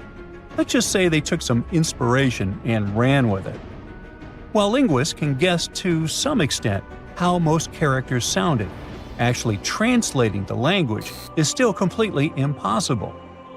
The Iberian language was non-Indo-European and faded away over 2,000 years ago. And there aren't any similar languages left to help us out. Super frustrating, right? Yeah. We got over 2,000 Iberian inscriptions from tombs, coins, potteries, lead plates, and even cave wall carvings. But aside from a handful of words, we're totally in the dark about what they mean. Now, if we could understand their language, we might have learned that they were great thinkers and all, but we can only contemplate the works of art they left. Iberian culture has a lot of amazing stuff made by talented artisans. We're talking about not just metalwork and ceramics, but also detailed sculptures, textiles, jewelry, and other personal bling. But here's the catch. Making all those luxury items depended a lot on a big farming class. At the heart of Iberian society, most folks were involved in farming and taking care of livestock. Depending on where you were, the types of farming varied. For example, up in the north, they were all about growing grains, while down in Valencia, they focused on producing olive oil and other agricultural aspects. In the west, raising animals was the name of the game. Still, we don't have much information about the day-to-day lives of the many people doing this essential work. Yet, on the flip side, we know a lot about the upper class of Iberian society, who control these agricultural resources and hire the artisans. By the 7th century BCE, we start to see a group of Iberian princes who were living the good life, trading with the Phoenicians, and enjoying fancy luxury items. You can spot this elite class in their burial practices. Cremation was the go-to method for funerals among the Iberians, and wealthy individuals were often found in cemeteries with all sorts of lavish goods and funerary sculptures that give us a peek into the fashion and hairstyles of the rich. Interestingly, starting in the 6th century BCE, there was a noticeable drop in the number of recognizable burials, which suggests that these elaborate funeral customs became more exclusive to a small elite. Meanwhile, the fate of the majority, farmers, artisans, soldiers, and laborers, who made up a big chunk of the population, remains a bit of a mystery. It used to be a pretty advanced civilization, but it vanished without a trace. Researchers think it could have been due to some massive earthquake, but so far, we don't know for sure. No man shall ever find my tomb. That's what, according to rumors, Cleopatra once said. Rumor has it really wasn't about the gender. She wanted no living soul to disturb her, and I think she meant that no human would ever discover the location of her grave. But, surprisingly, it was indeed a woman who was closer than anyone before to finally discovering the Queen's resting place. Meet Kathleen Martinez Berry, a criminal lawyer turned archaeologist. She got so intrigued with Cleopatra's story that she packed her bags and went to Egypt with no official support and even no permission from the authorities. All she had was pure determination to find the Queen's tomb. Now, you could say Kathleen had always been ahead of the game. She skipped grades in school, mastered piano, chess, swimming, and martial arts, and grew up listening to top intellectuals debating in her home. And she even got her law degree at just 19, and archaeology was her side passion. She had never actually been to Egypt, never dug up a single artifact. But her fascination with Cleopatra went all the way back to an argument with her father in 1990. That day, she walked into his library looking for a copy of Antony and Cleopatra by Shakespeare. Her dad, Fausto Martinez, a professor and legal expert, casually called Cleopatra a seductress. Kathleen wasn't having it. She fired back, arguing that history had been totally unfair to Cleopatra. The Romans, she said, wanted to destroy her reputation, and for centuries, people had just believed their version of the story. The debate went on for hours, and in the end, her father admitted maybe he had judged Cleopatra too harshly. That conversation changed everything for Kathleen. From that day on, she read every ancient text she could find, especially Plutarch's account of Cleopatra and Mark Antony. The more she learned, the more convinced she became that Cleopatra wasn't just some queen who fell for the wrong guy. She was a genius, playing a dangerous political game to keep Egypt independent. And the more she read, the more she started thinking, what if everyone had been looking for Cleopatra's tomb in the wrong place? That thought stuck with her. When she was caring for her second child, she earned a master's in archaeology. Multitasking. That reignited an obsession that would take over her life, uncovering the truth about Cleopatra. Even though most experts believe that Cleopatra's tomb, along with the final resting place of 13 other Ptolemaic rulers, lies somewhere beneath modern-day Alexandria, Dr. Martinez has a different idea. She believes Cleopatra was buried at Taposiris Magna, an ancient temple dedicated to Osiris, the Egyptian deity of the afterlife. But she still needed an ancient foundation plate. These plates, about the size of a smartphone, were placed beneath important temple structures and often contained inscriptions explaining when and why the temple was built. If she could find a plate that confirmed the temple was dedicated to Isis, Cleopatra's patron deity, she'd have solid proof that this was the right place to look. Nothing could deter Martinez. She excavated the entire temple site, digging deeper than anyone before her. Her team found coins with Cleopatra's name and face stamped on them. It meant Cleopatra had a direct connection to this site. Then, they uncovered something even more interesting: a tunnel used to bring water to people, leading straight from the temple into the Mediterranean Sea. So, if parts of the temple had already sunken into the water, could Cleopatra's tomb be down there too? Martinez needed proof to convince Egyptian authorities to let her search underwater. And, against all odds, she found the missing foundation plate. On it, the pharaoh offered a large area of Nubia to deity Isis. That was it, the confirmation she needed. The temple was indeed dedicated to Isis, proving her theory wasn't just speculation.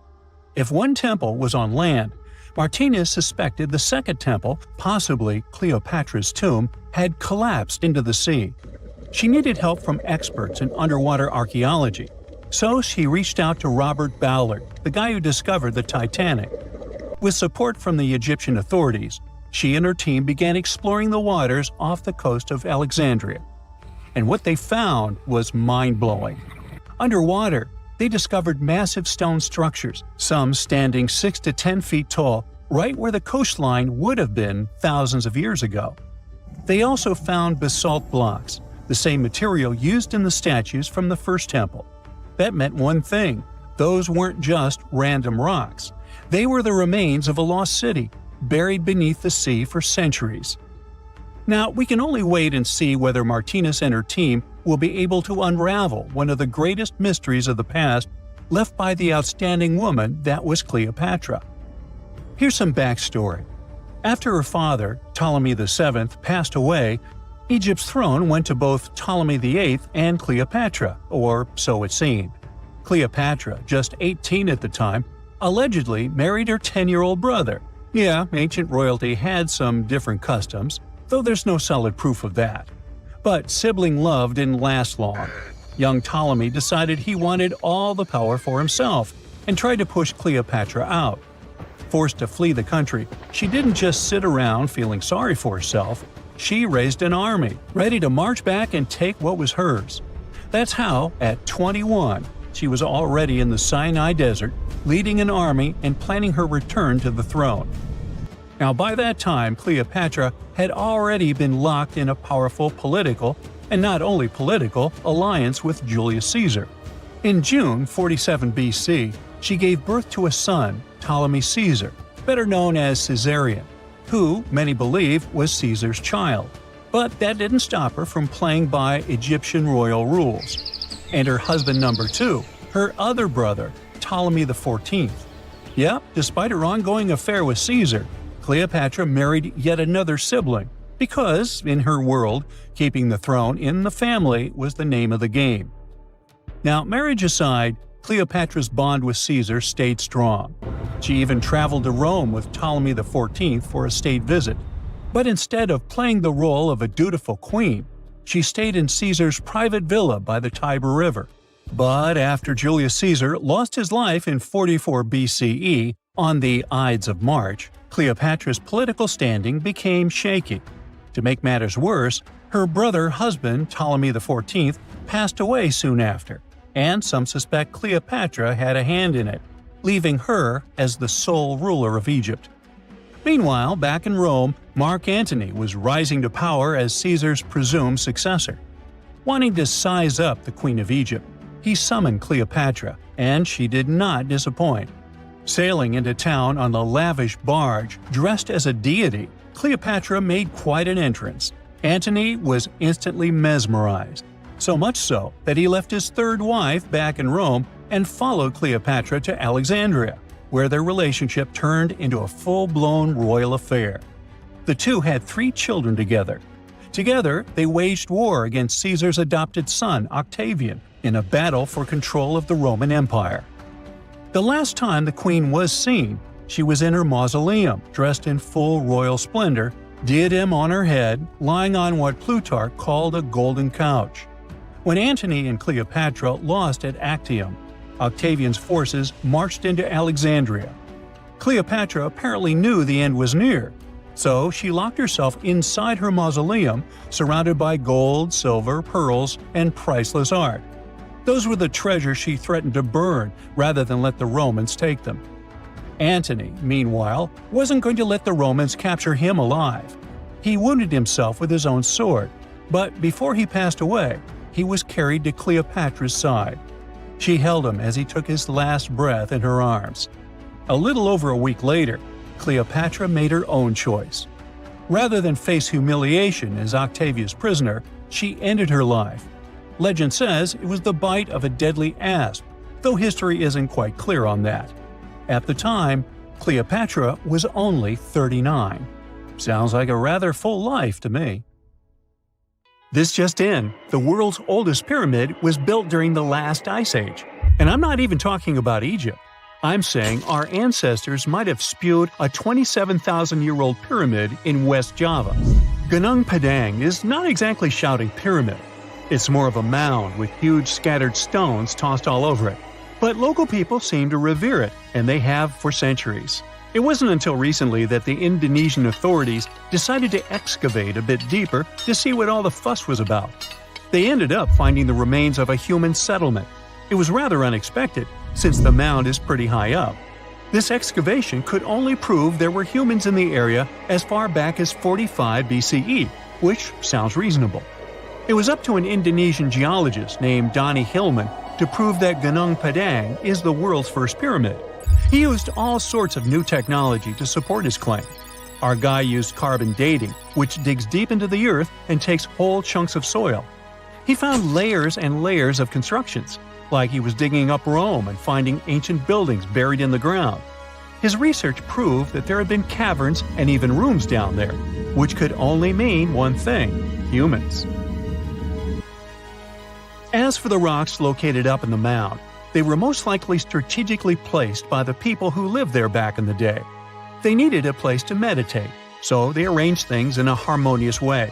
Their smooth surfaces wouldn't be the result of years of erosion, but the works of great sculptures, the Michelangelos of their day, let's say. If this is all for real, then human civilizations began way before we think they did. Our ancestors, the Paleolithic humans, didn't have what it took to be considered a civilization, especially not the tools and knowledge to build pyramids. They needed a lot of masonry skills, which weren't all that available during the last ice age. His peers don't share this view, though. They could believe Hillman's theory if he had found evidence such as charcoal and bone fragments, but he didn't. Flint Dibble, another archaeologist, says that without concrete evidence of human activity, there's no proof of an actual pyramid. In this case, all the data proves is that the soil in the mound dates back to 27,000 years ago. He thinks the rocks on top of the mound just slipped down the hill, like rocks normally do. Only a complex society would have managed to build a stepped pyramid like they claim it was. But according to Bill Farley, an American archaeologist, there's just no reason to believe there were any settlements in Indonesia during the last ice age. Now, just so you know, the oldest known ancient society with this kind of knowledge is probably 11,000 years old and used to occupy the region of modern-day Turkey. Take a look, Turkey's Göbekli Tepe. It's also not a pyramid, but it's the oldest monolithic construction made by humans. Back in the Neolithic period, a lot of people settled there, and there are proofs for it. For example, the walls there are covered in ancient drawings of clothing and wild animals. Until recently, the title of the world's oldest pyramid went to a three-sided construction known as the Djoser Pyramid in Egypt. Djoser is located just a few miles south of the Giza complex in a town called Saqqara. It made its way to popular culture more than once. In the 18th century, it became a common feature in European paintings. Young men from the cultural elite did a grand tour around the world, and Saqqara was at the top of their list. It was also featured in the video game Assassin's Creed, with a digital representation way more accurate than many historical drawings of the thing.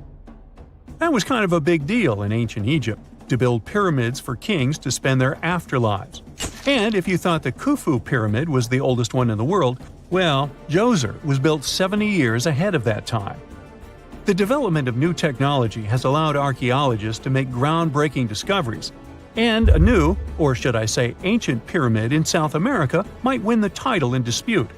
It turns out that pyramids were also pretty fashionable in the Americas in the old days. Among them are the iconic pyramids of Guatemala's Tikal temple complex, the same ones that appeared in Star Wars No. 4. But to find the oldest pyramid in the Americas, one would have to travel to Peru. Deep in the Peruvian desert, archaeologists stumbled upon a sprawling ancient metropolis known as Caral. At first, researchers believed that the settlement was pretty recent, since the site was way too complex for ancient technology to handle it. As we said, Caral is a desert town, like Las Vegas, but without all the hoopla. This means no easy access to water. And for cities like these to thrive, they need a considerable irrigation system, which leads us back to complex technologies. The Peruvians surprised us all with this new discovery. This site was huge, filled with an amphitheater, houses, and religious buildings. The whole thing probably sprawled through 370 acres. And when scientists went to test their initial hypothesis using radiocarbon dating, they found that the city probably sprung around 2027 BCE. On the site, archaeologists found 6 pyramids that could possibly predate the one in Saqqara. As far as they know, both civilizations coexisted in the same time period, in opposite parts of the world. But since researchers can't pinpoint the exact age of Caral's pyramids, it's pretty hard to guess which civilization completed their pyramid first. If only we had a crystal ball. Now, it just so happens that the shape of a pyramid is something that nature is able to produce all on its own, leaving us modern-day humans a bit confused. A classic example is the Japanese site of Yaonagani, which also goes by the name of Japan's Atlantis. The entire monument is about the size of 5 football fields and the height of a 5-story building. Explorers and scientists believe that Yaonagani dates back to 10,000 years ago. For Japan's top marine geologist, Professor Masaki Kimura, Yaonagani is the heritage of a lost civilization. Kimura has dived into exploring the ruins over 100 times over the past 10 years. To him, there are clear signs of human activity down there. Check out this triangular-shaped pool on the monument's surface.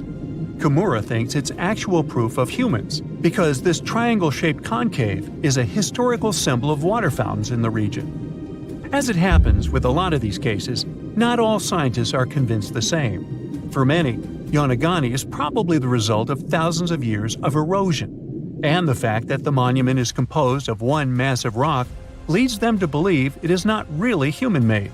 Sure, these huge basalt columns may look like the ruins of a palace, but they're most likely the result of the intense volcanic activity in the region. And speaking of natural formations that really look like a human made it, a pyramid on Mars has been a hot topic lately. Humans have been keenly trying to prove that there is life on Mars for quite some time. But some are stretching it really far, saying that little green or gray people built a pyramid on the planet to try and build their own civilization. This picture was taken over a decade ago by the Mars Reconnaissance Orbiter, the MRO, but it started to resurface recently. It shows what looks like a 3-sided pyramid.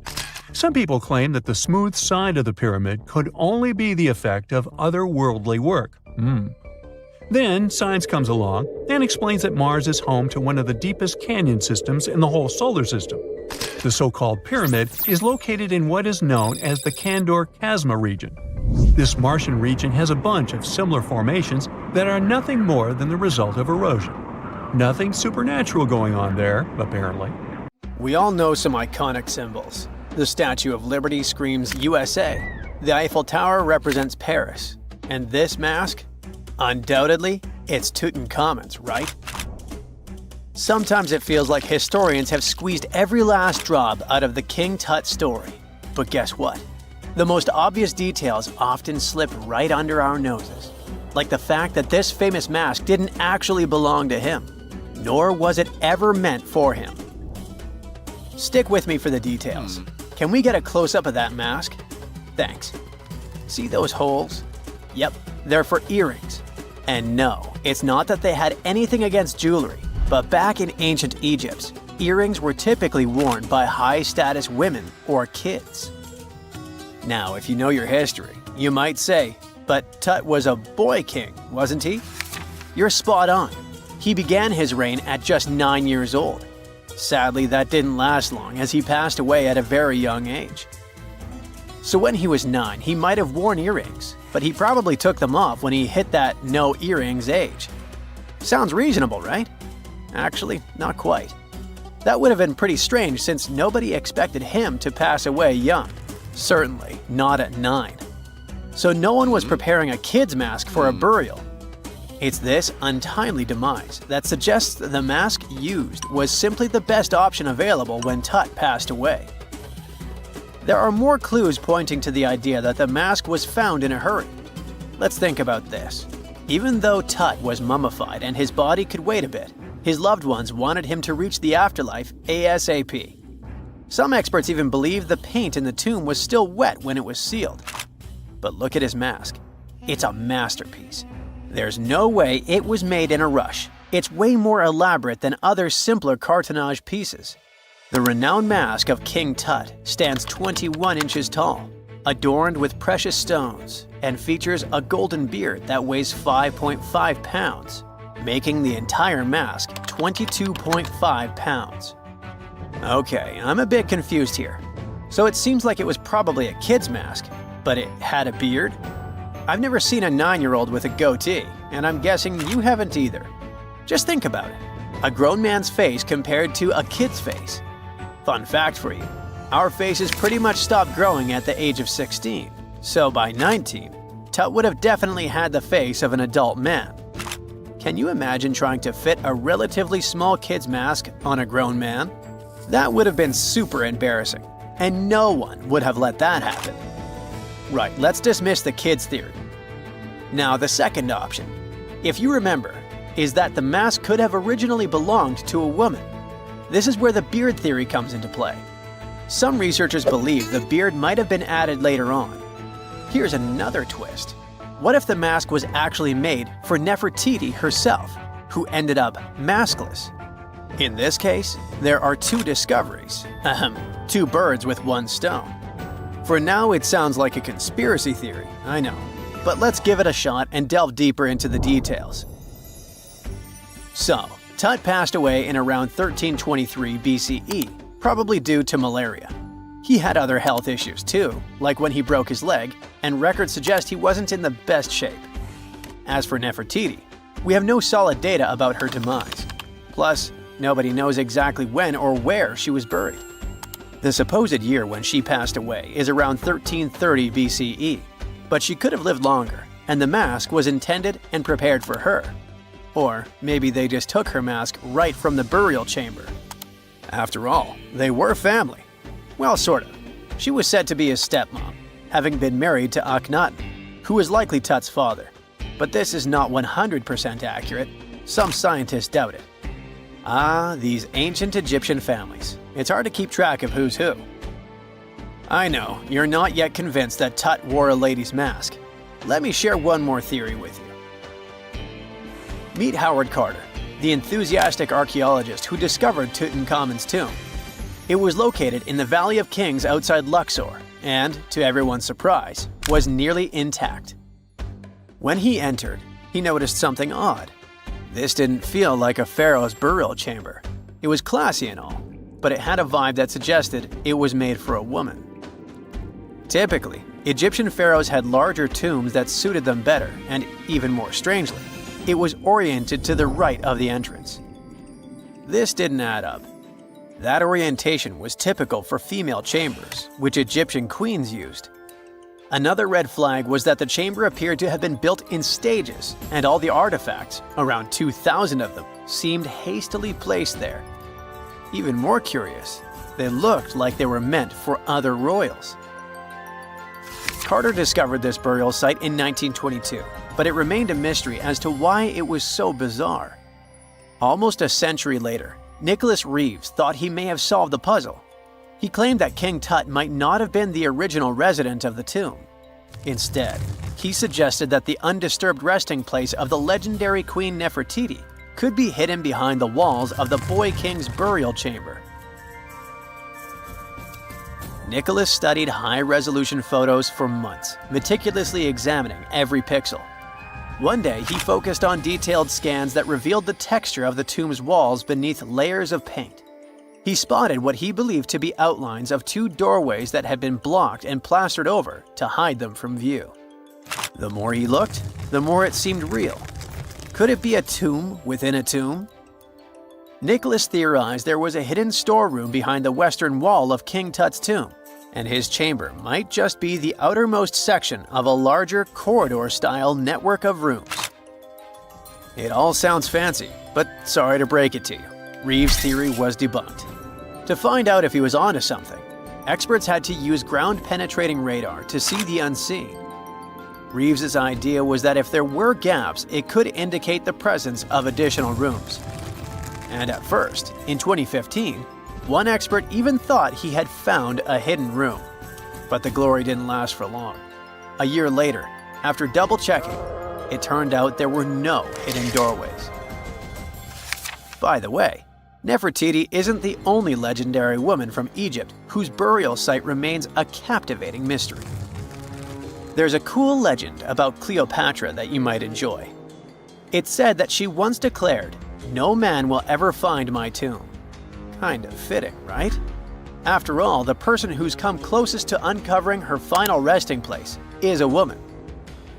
Fast forward a few millennia after she passed away, and while no man has located it, archaeologist Kathleen Martinez believes she might have cracked the code. She's been on the quest for Cleopatra VII's tomb for nearly 20 years, and recently discovered a bust that she thinks represents the famous queen. However, not everyone is on board with her claim. Some experts argue that the bust doesn't resemble Cleopatra at all.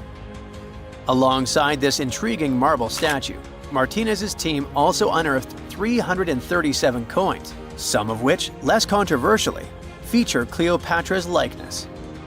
But the real part is that it's still not officially confirmed. There's no doubt about the existence of the small bust. It's carved from white marble, fits in one hand, and shows a woman wearing a royal crown, according to a translated statement from the Egyptian Ministry of Tourism and Antiquities. The big question, though, is who it actually depicts. While Martinez insists this statue is a representation of Queen Cleopatra VII, many other archaeologists argue that the facial features don't match, suggesting it likely belongs to a princess instead. Sorry, I can't resist the temptation of breaking the magic for a moment. Some folks believe that the whole idea of "no man will find my tomb" is misunderstood. Even if she did say it, what she probably meant was "no living soul," and it wasn't about gender at all. It can as well be just a beautiful legend. Toodaloo! The year is 1923. Two teenagers sneak out of their homes in the middle of the night in Florida City. Rumor had it that an old man was building a rock castle by himself. But every time someone tried to see what the old man was doing, he would stop working. The curious teens managed to sneak into Ed's backyard and saw something they could later describe as magic. They recalled seeing rocks moving around like helium balloons. The old man was moving up to 30 tons of stone by himself to build his castle. Even if he didn't allow anyone to see him working, he would proudly talk about it around the town. But whenever people asked how he was building a stone castle all on his own, he simply answered, "I cracked the secret of the pyramids." This story begins in Latvia, Edward Leedskalnin's home country. Edward was born in a small village on January 12, 1887. He was born in a family of stonemasons, which is probably where he learned ancient techniques of building. However, he grew up as a sickly boy, which meant he could never carry much weight or undergo heavy physical activity. At the age of 26, an unfortunate turn of events determined Ed's fate. The love of his life broke off their engagement, and heartbroken Ed decided to move to the United States. He lived in a couple of American states before finally moving to Florida, where his life's adventure started. Ed spent years searching for the right spot of land to build his dream house. He always rejected good farmland. When people wondered why, he only smiled. Finally, when he bought land of his own, it was deemed terrible by his close friends. The soil was bedrock. He could neither plow nor farm it, but it seemed perfect for what he was seeking to build. Ed's close friends would often describe him as eccentric. When asked why he wanted to build a house, he would only say, "It's for my sweet 16. Someday she's coming back." Then, he changed the topic of the conversation. It took Ed about 30 years to finish Coral Castle, and he did it all by himself. He would only work under the cloak of night and never let anyone see what he was doing. The completed Coral Castle embodies a number of unsolved mysteries. If you were to visit the site back then, you'd have to go through a 9-ton, 8-foot-tall revolving gate door that even a kid could push with just one finger. Ed was so proud of this door that he originally named the site Rock Gate Park. It was renamed Coral Castle only much later, after Ed's passing. Once inside, visitors would access the incredible wonders of Ed's constructions: towers, mystic symbols, furniture, and swing sets, all made entirely of monolithic blocks of stone. The stones are set on top of each other, using only their weight to keep them together. And believe it or not, the entire park gathers around 1,100 tons of stone.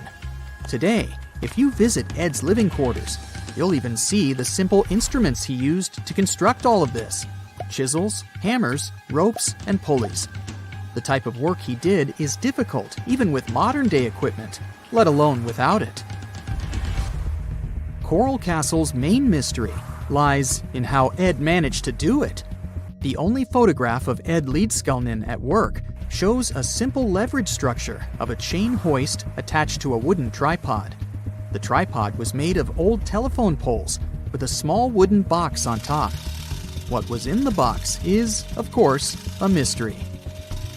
Unfortunately, he took his secrets with him, not sharing the truth of his work with anyone else. Yet, not all is lost, as there are many theories and speculation surrounding what could have happened there. One theory says that there is a harmonic grid inside the Earth's surface, something that would create anti-gravity spots around the globe. It's believed that Coral Castle was built in such a spot. This could explain why it took Ed so long to find land that pleased him. Maybe what he was looking for was a place that allowed him to experiment with anti-gravity forces.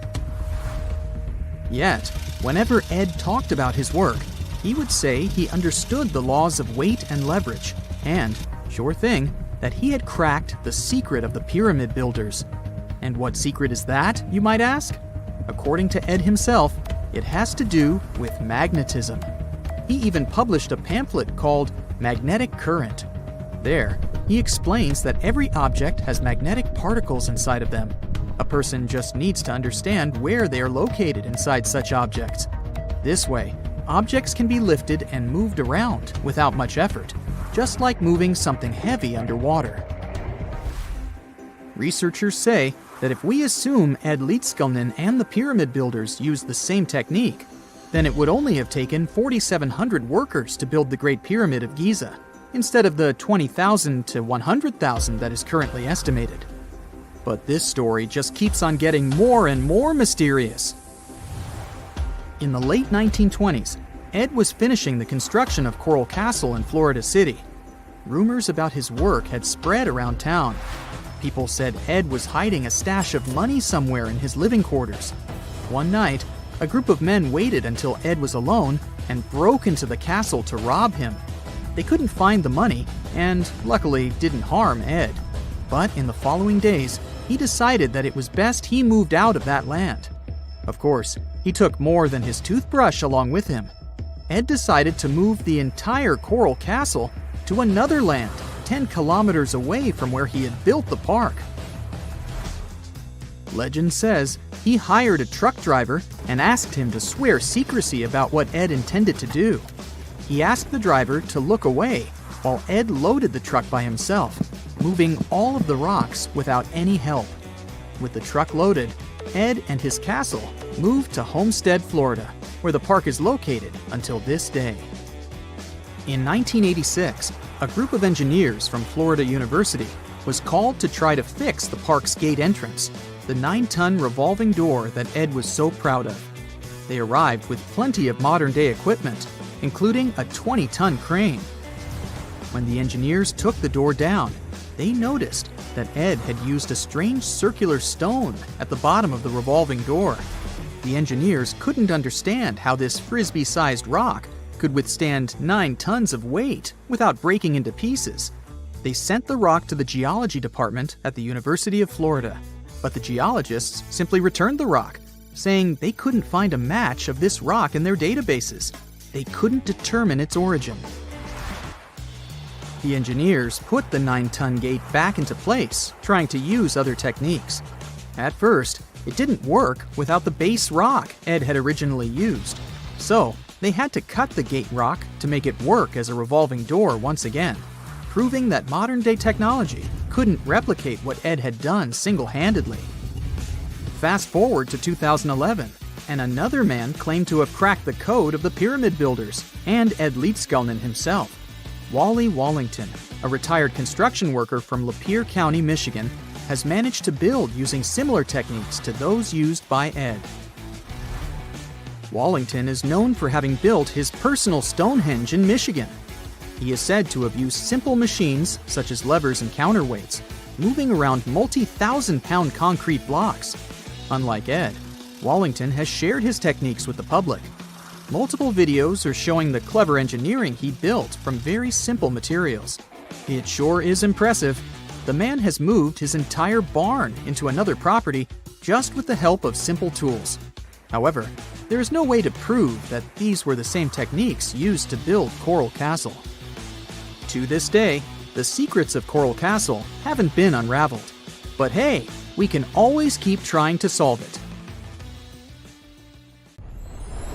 Miles and miles of yellow sand, treeless mountain ridges, and scorching hot sun over your head. And suddenly, something you'd never expect to come across in a barren desert. A small group of overexcited people. They're as happy as you would be if you'd won a lottery. They've just found an ancient tomb, once flooded with its walls in bad shape. But the stuff they discovered inside proves that this is the burial site of one of Egypt's most mysterious pharaohs.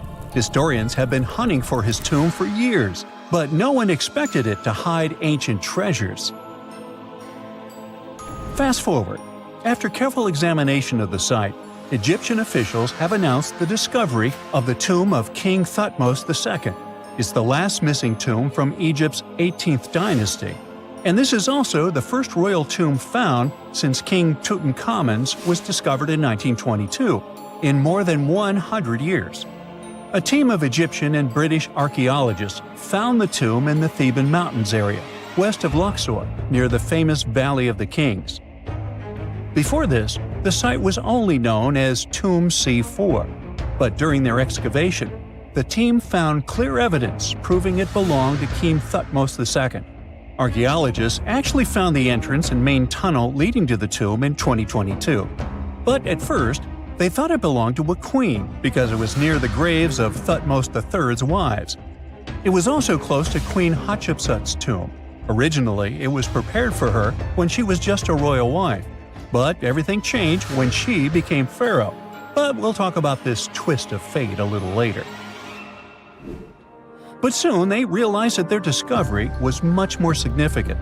They found alabaster jars with Thutmose II's name and the words "deceased king" written on them. That's when they realized that the tomb was actually his final resting place. Sadly, Thutmose II's tomb has seen better days. According to the head of Egypt's antiquities sector and the leader of the Egyptian excavation team, the tomb suffered major damage from ancient floods not long after the pharaoh's death. Water swept through the burial chamber, likely destroying or displacing many of the original artifacts. Much of what had been once inside the tomb was moved elsewhere in an attempt to salvage it. The researchers found out that the tomb had a basic design, with an entrance, a sloping main corridor, and a burial chamber. The corridor was coated in white plaster and rose about 4.5 feet above the floor of the burial chamber. A large staircase and a very large descending corridor of the tomb indicated its grandeur. It took the team a long time to navigate through, though, as the tomb was blocked by flood debris and collapsed ceilings. Only after crawling through a 32-foot passageway with a small 16-inch gap at the top, the worst nightmare for those of us with claustrophobia, were they able to reach the burial chamber. There, they were in for another surprise. They cleared the debris, expecting to find the crushed remains of a burial beneath. But the tomb turned out to be completely empty, and it was not due to robbery. It had been deliberately emptied.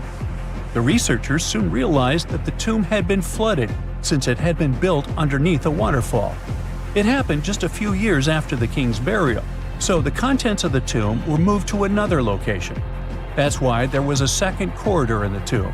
It was most likely made to help remove King Thutmose II's body from his flooded tomb. Despite the damage, the excavation team made some really exciting discoveries. They found traces of mortar decorated with blue inscriptions, yellow stars, and fragments from the Book of Amduat, one of the most significant funerary texts in ancient Egypt. The book was meant to guide the deceased through the underworld, ensuring a safe journey to the afterlife. Now, how about we sneak a peek at ancient Egypt's 18th dynasty? It was all about conquering lands, expanding the empire, and building jaw-dropping monuments. Some of the biggest names from that era, Thutmose I and Thutmose III, both legendary warrior kings who left their mark in history. Thutmose I was a fierce fighter who led major military campaigns, pushing Egypt's border further south than ever before, all the way to the fourth cataract of the Nile.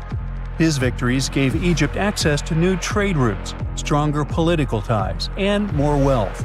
His conquests were so significant that they were recorded in the tombs of his top officials.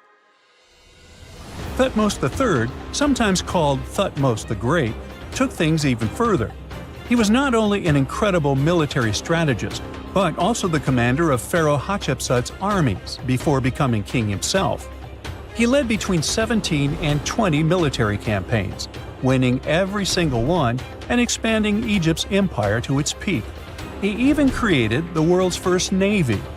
Thutmose III is often remembered as Egypt's greatest warrior pharaoh.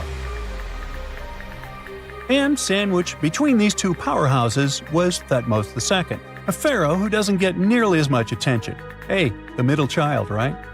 His reign lasted only about 5 years before he passed away at around age 30 in 1479 BCE. He is kind of a mystery. No one really knows what he accomplished. For the longest time, even the location of his burial site was totally unknown. His body was actually found in the 19th century. It was just lying around in the mortuary temple of Deir el-Bahari, in a secret chamber where priests used to hide royal mummies centuries after their original tombs were looted by grave robbers. In other words, Thutmose II's body must have been moved from his original resting place at some point in history to protect it. During his lifetime, Thutmose II made at least one major impact on Egyptian history. He married his half-sister, Hatshepsut.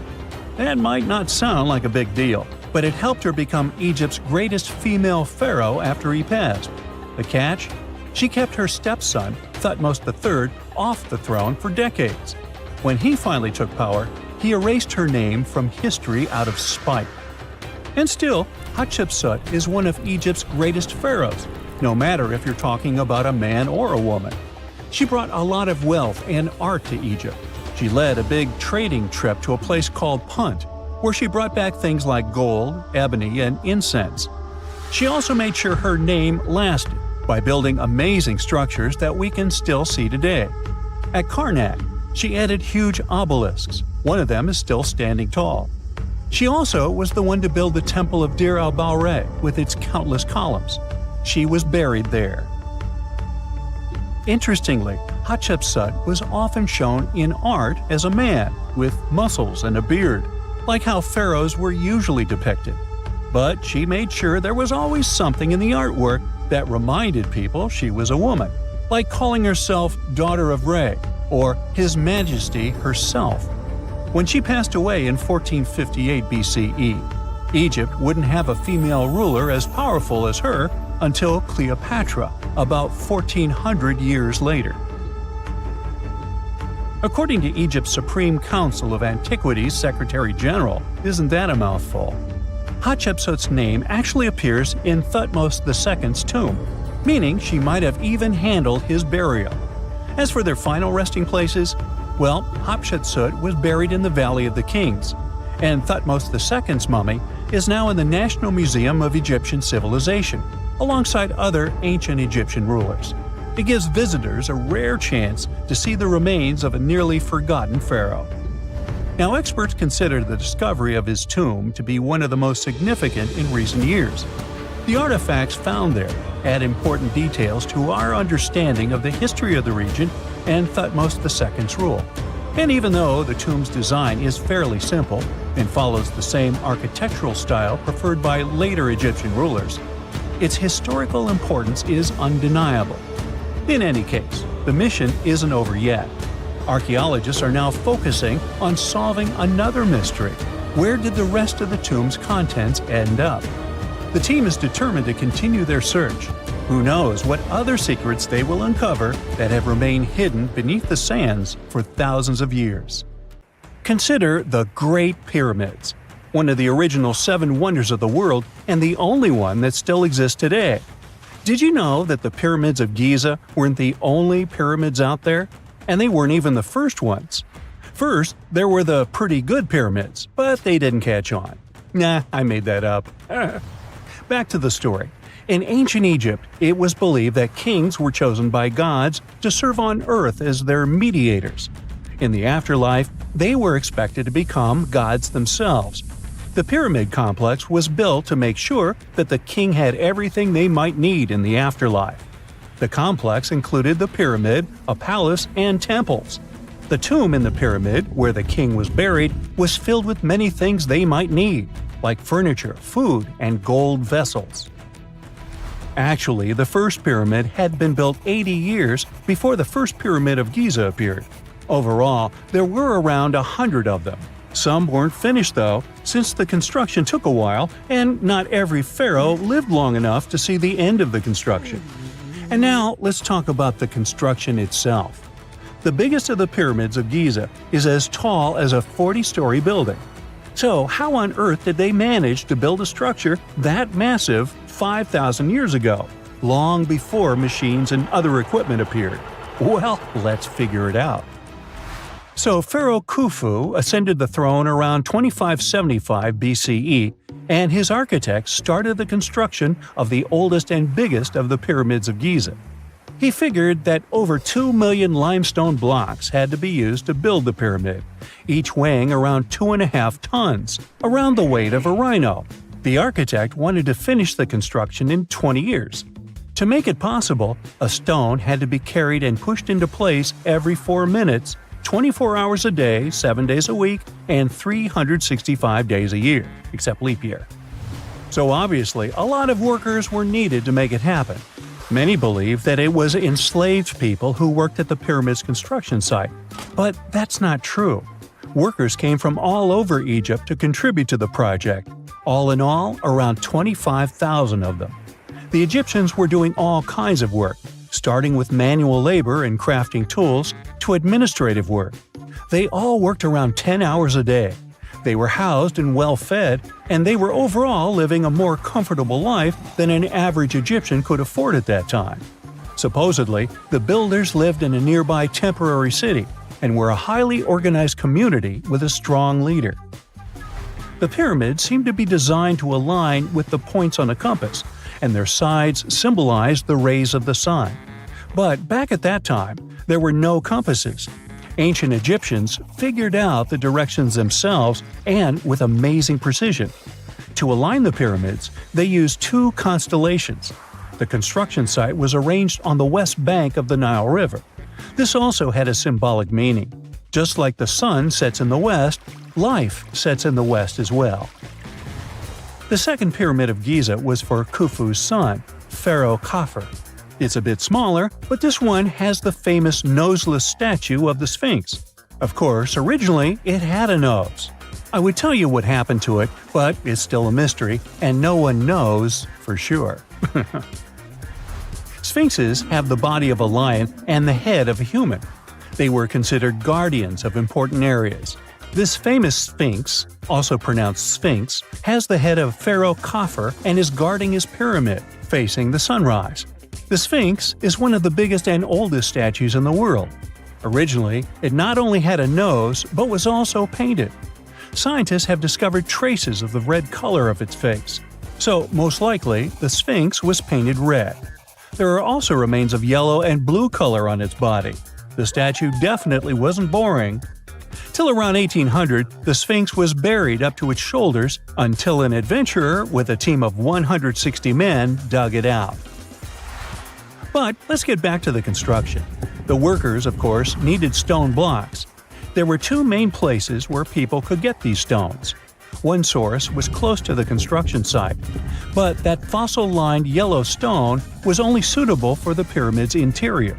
The limestone blocks for the exterior were hauled from 8 miles away on 30-foot-long sleds. Apparently, it wasn't too hard to pull them. The sand mixed with the right amount of water was pretty slick, and 10 people could move a sled even with a rock weighing so much. Surprisingly, cutting off a block of limestone wasn't the biggest problem. When in the ground, it was soft and could be split relatively easy. But after getting exposed to the air, limestone hardens. So the most difficult part was to shape the blocks. That step was crucial because the smallest inaccuracies could lead to the whole pyramid collapsing. So, okay, those limestones were mined, carried on a sled, shaped, and then what? How could they be put into place? Well, this is still a mystery. Archaeologists have discovered the remains of a ramp system that dates back around the time the pyramids were being built. So historians have come to the consensus that, most likely, the Egyptians designed a unique ramp system to move and pull huge stone blocks. The most common opinion is that there were several ramps around the pyramid. There probably was a central ramp with 2 staircases on each side of it built over the pyramid stones. The ramp was growing as the pyramid was getting higher. People might have been walking up the stairs, pulling up stones on wooden sleds. But this is just one of the options. Other experts say that the ramps were around the pyramid, and some say that the ramps were inside the pyramid. Maybe we will never know for sure, and it'll forever remain a mystery. The exterior limestone of the pyramid was polished with sand and stone until it gleamed. On top, there was a gold and silver capstone, which glimmered over Egypt like a second sun.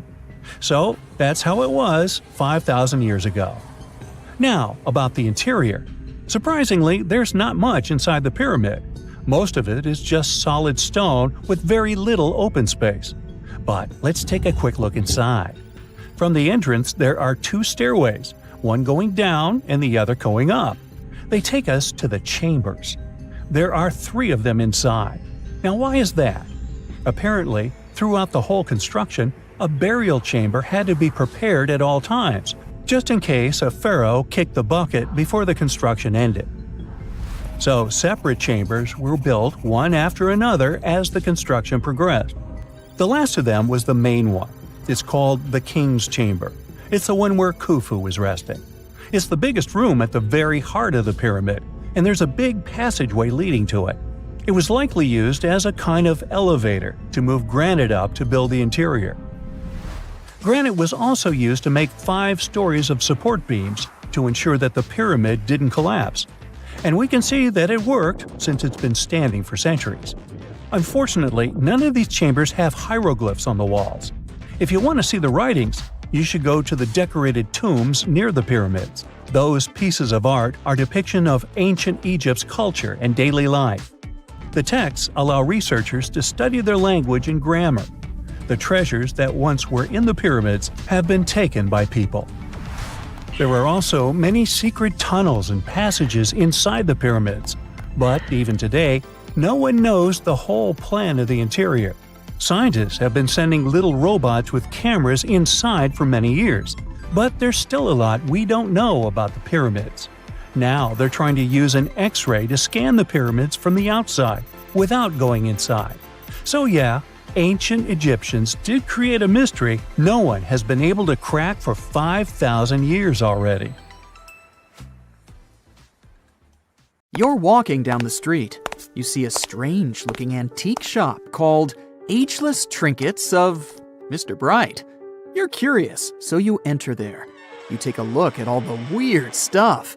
Suddenly, an old folded parchment paper catches your attention. It's a world map, but something's off with it. Instead of showing the countries as you know them, it shows the locations of 4 mythical lost worlds and civilizations. Mr. Bright, the shop owner, comes next to you after realizing your shock. This map won't let you find these places or anything, but I can explain to you the legends behind them if you want, he says. Let me begin with Atlantis. You might know it as Aquaman's underwater kingdom, but Atlantis, the fictional island, was actually first introduced in 2 of Plato's works. According to him, Atlantis was a highly advanced civilization that existed about 9,000 years before his own time, and its story had been passed down by poets, authors, and others. He wrote about Atlantis and its citizens to give a moral lesson and to teach about the dangers of arrogance, as well as the eventual downfall of those who are after too much power. In his dialogues, Plato stated that Atlantis was a great and powerful empire that was respected in all parts of the world. It was founded by beings who were half deities and half human, and became a great naval power after a while. Being an island filled with gold, silver, and other precious metals certainly helped their case. But besides that, it was also known for its breathtaking architecture and state-of-the-art technology, as well as its countless rare and exotic wild animals. Atlanteans were proud of their great achievements and the perfection of their civilization, but their excessive pride was going to bring their downfall. They believed they were so superior that they could gain control over any nation. This led them to launch a series of invasions. They conquered many of the Mediterranean lands, but when it was time to enter Athens, Athenians pushed back with an extraordinary force, so the Atlanteans were finally defeated. Plato stated that deities then got angry at Atlanteans because of how wicked, greedy, and immoral they became. So they punished them by sending earthquakes, which caused Atlantis to sink beneath the sea. Although the earliest written records of Atlantis were Plato's works, some people still believed his story to be based on truth and tried to identify the island of Atlantis with actual countries.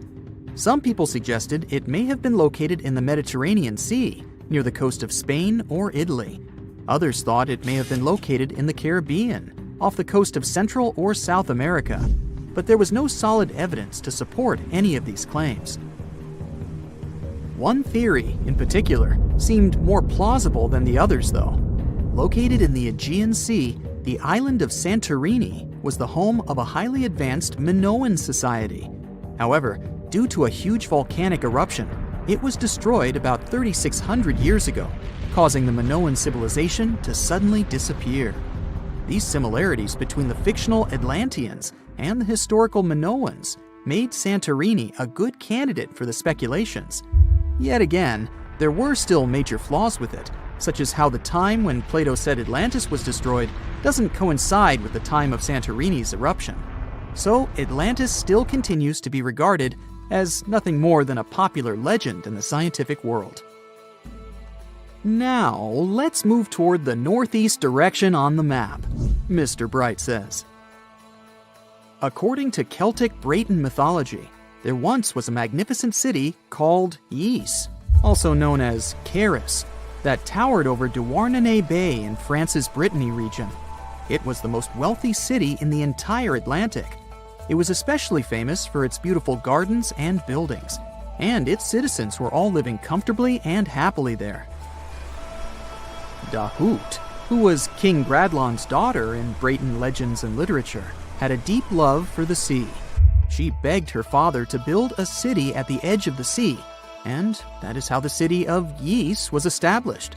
Little did she know that she would be the one responsible for the destruction of her father's beloved gift. You see, since the city was surrounded by the sea, it needed to be protected by a dike equipped with floodgates, and these gates could only be opened at low tide. And the only one who had the keys to these gates was the king himself. One day, a handsome red knight arrived at the city, but couldn't pass the gates. Dahout was so taken by him that she wanted to let him in. She knew that her father was the keeper of the only key to the city, so she sneaked into his room and stole it from him. Then she gave it to the Red Knight so that he could enter the city and they could be together. However, the Red Knight turned out to be the Prince of Darkness, and he intentionally left the gate open to the raging sea. The waves soon swallowed all of Ys. King Gradlon was able to escape on his magical horse, but Dahout couldn't. She turned into an evil mermaid who lured sailors into the sea. Today, if you go to Quimper, a city in Brittany, northwest France, you can find the statue of King Gradlon riding on his horse. Although the city of Ys is a legend, Brittany coast locals believe that on the days when the waters are calm, you can still hear the tolls of the city bells deep under the sea, if you listen carefully. Mr. Bright then points at the Indian Ocean on the map and says, "Now, have you heard about Lemuria?" Back in the mid-1800s, a few scientists suggested that there was once a continent that existed in the Indian Ocean, somewhere close to the south of modern-day Sri Lanka. The first one to popularize this theory was the British lawyer and zoologist Philip Lutley Sclater. In his paper, The Mammals of Madagascar, he stated that he found lemur fossils in India, and not in Africa. However, this discovery was extremely shocking to him because of the fact that lemurs' original homeland, Madagascar, is much closer to Africa. He proposed that this was possible only if some larger continent connected the two once. He stated that this continent must have eventually sunk to the ocean floor. He then named it Lemuria, and hence the theory was born. People who came after Sclater took his theory a step further and thought that Lemuria was also the home of an extinct race of humans called Lemurians, who had 4 arms and enormous bodies, and were also the ancestors of modern-day humans, as well as lemurs. Of course, as new scientific discoveries were made on plate tectonics, evolution, and the study of DNA, the theories regarding the fictional continent called Lemuria were debunked. The last fictional land on the map is Agartha, Mr. Bright says. Taking its roots from Eastern mysticism, one legend says there's a kingdom called Agartha that is located deep beneath the surface of the earth. It's where all 4 corners of the world are connected by paths and tunnels. It is said that there's a secret entrance into Agartha hidden in the Gobi Desert, and it's built by Agarthans themselves using advanced technology that can't be detected by us, the surface folks. According to some beliefs, Agartha exists to counterbalance the energies of those who live above the surface. While we live in a state of rush and heightened emotions, this world beneath us is the total opposite. Some even say that those who escaped Atlantis fled here to continue their lives inside the Earth's core. And yet, others think it's actually a land that's crawling with all kinds of monsters.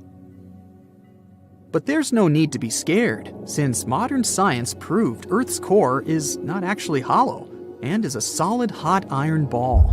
So you can cancel your journey plans to the center of the Earth if you've made any. Thanks, Mr. Bright. Stonehenge wasn't a witchy monument to travel through time. It was actually constructed as a hope to build a different future. Recent research just found out that the monument was probably raised as an attempt to reunite the Britons during a period of big division. The thread of this story lies on the altar stone, the monument's most iconic rock. For years, scientists believed that the stones used in Stonehenge, including the altar stone, came from the nearby Preseli Hills in Wales.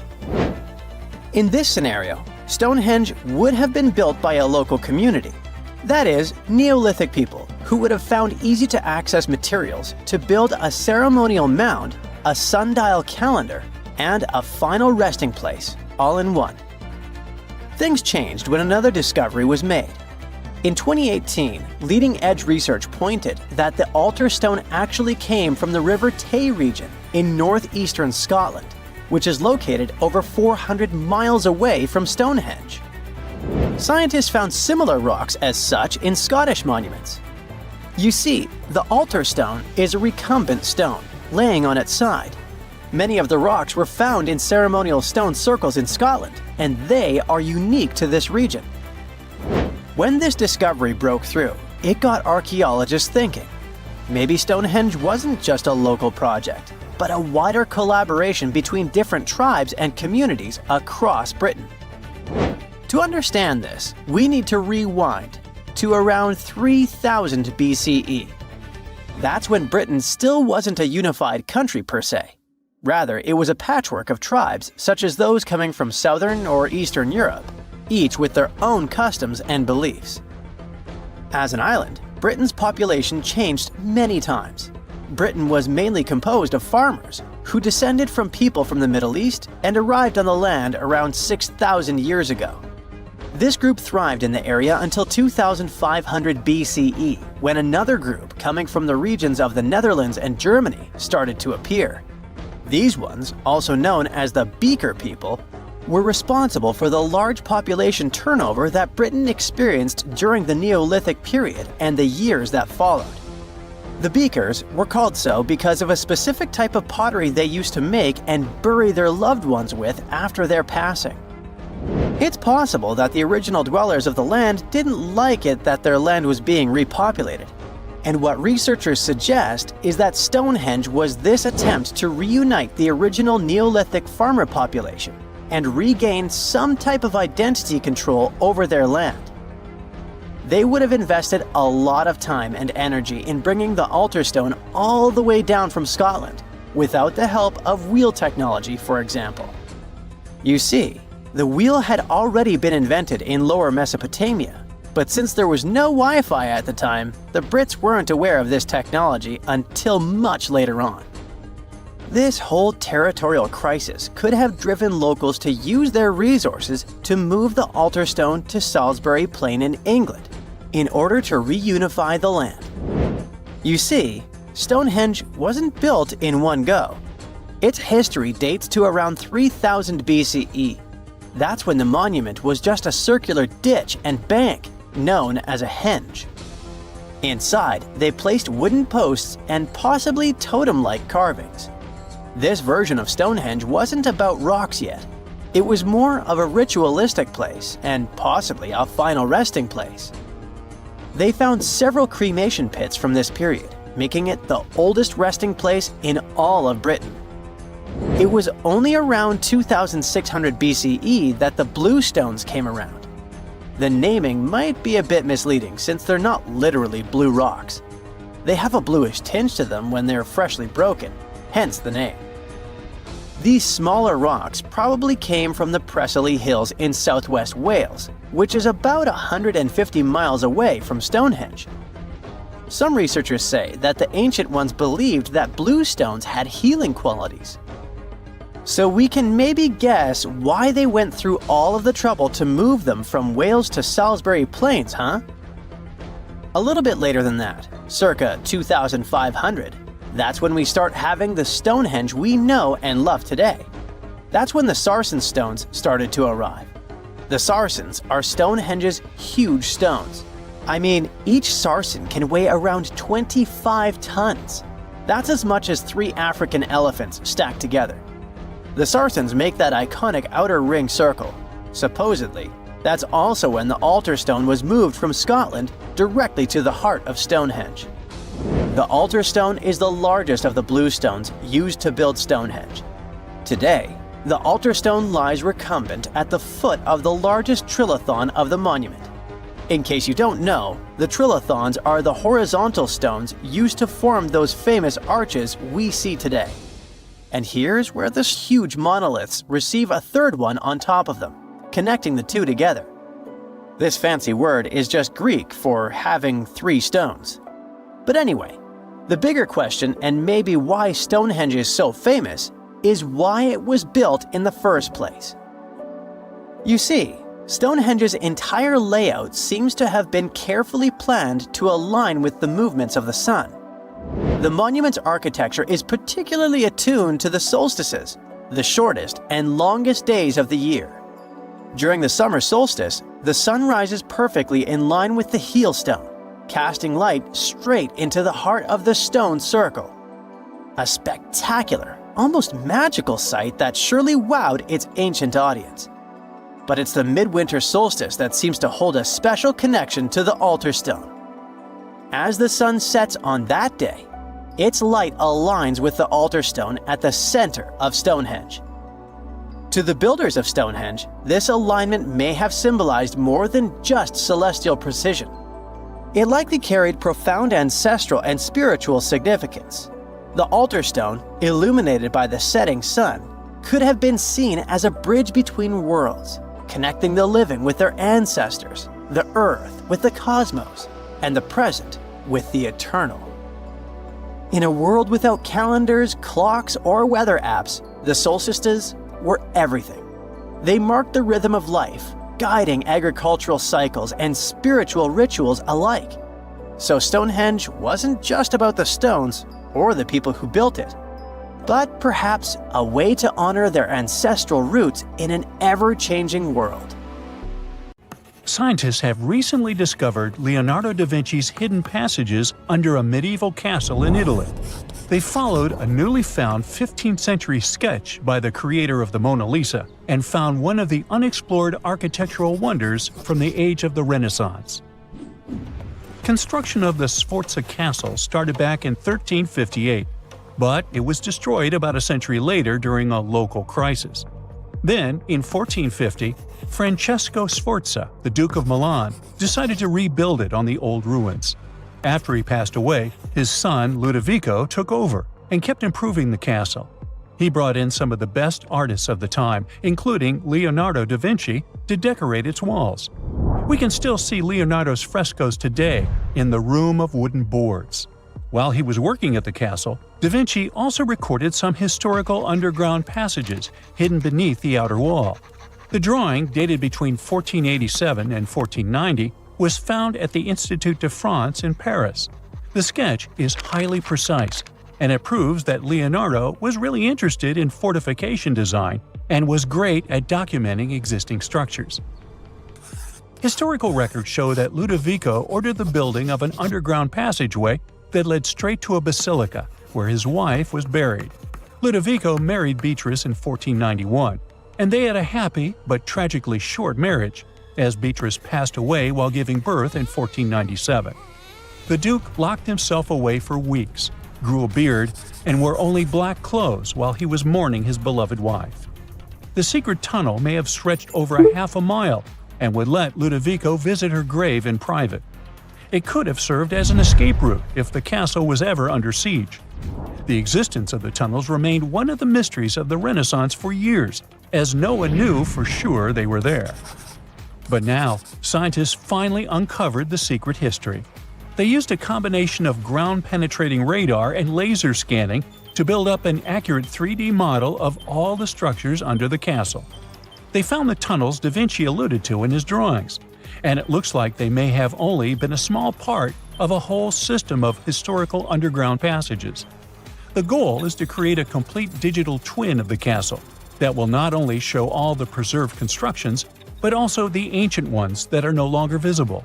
They also plan to add augmented reality to the virtual paths to let visitors discover Leonardo da Vinci's hidden passages.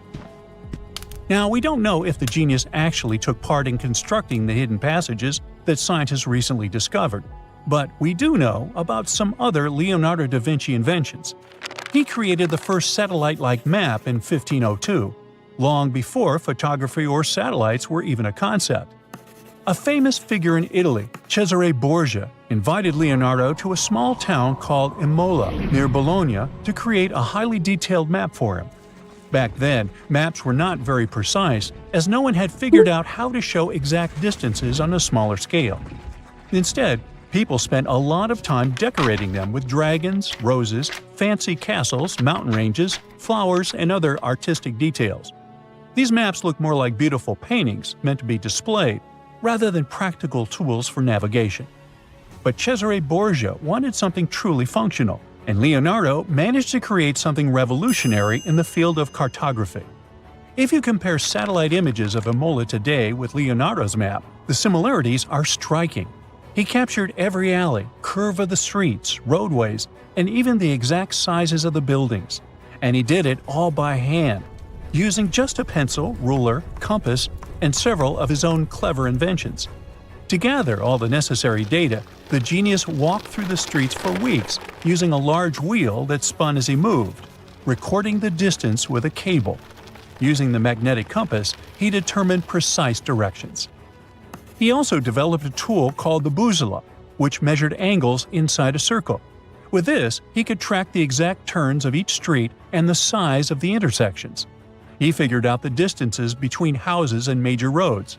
Then, back at home, he used his notes and calculations to draw the map to scale with incredible precision. In his work, Da Vinci also used a technique developed by Florentine humanist Leon Battista Alberti. He created a mapping method where you could place an entire city inside a circle using polar coordinates. At the center of the city, 8 straight lines met, representing the main directions of a compass. Leonardo used this system to divide the town into 8 sections. He didn't overlook even the smallest buildings, which made his map one of the most advanced of its time. The Italian genius had a big dream to build a machine that could let people fly. He studied how birds, bats, and kites move through the air and designed a special flying machine. He believed that if he could copy their movements, humans might be able to soar like them. Da Vinci's design looked a lot like a bat, with 2 large pointed wings that stretched over 33 feet wide. He planned to build the frame from lightweight pine wood and cover it with raw silk to make it strong but not too heavy. The person flying it would lie on their stomach on a wooden board in the center. To make the wings flap, the pilot had to pedal a crank with their feet, which was connected to a system of rods and pulleys. There was also a hand crank for extra power and even a headpiece to help steer. As the person moved their hands and feet, the wings would flap and twist, just like a bird's. But there was one big problem. Humans aren't strong enough to make the machine lift off the ground. Even though it might have worked once in the air, there was no way for a person to get it flying on their own. Leonardo probably realized this, but his amazing idea still inspired flying machines that came centuries later. Da Vinci was way ahead of his time with many of his inventions, but his idea for a humanoid robot was especially futuristic. He was working under the patronage of the Sforza family, the one that had those ancient tunnels of Italy built. The genius designed a mechanical knight that could move its arms, turn its neck, and even open and close its mouth. Da Vinci had good knowledge of anatomy and the mechanics of body movements that helped him. His unusual creation used an external system of cables. A hand crank set it in motion, and there was also an internal gear-driven mechanism. About 450 years later, Da Vinci's detailed sketches of the robotic knight were rediscovered in the 1950s. Several researchers tried to recreate the robot from those sketches. In 2002, a roboticist who developed systems for NASA and Lockheed Martin took inspiration from the old notes and built a functioning model of Da Vinci's robotic knight. Another design Leonardo created for Duke Sforza was a special kind of bridge that could be taken apart and carried easily. It was made for defense forces who needed to cross rivers or moats while traveling. This bridge would swing across the water and land on the other side. It had wheels and used a rope and pulley system, so it could be set up quickly and packed away just as fast. To keep it steady, it even had a special weight to help balance it. Leonardo wrote in his notes that the bridge was light yet strong, and he designed several bridges like this for the Duke. One of his other designs was a bridge that could be built very quickly, and the defense forces would move across multiple rivers. As scientists continue to study Leonardo da Vinci's hidden passages, they reveal new chapters in human history. Who knows what other unexpected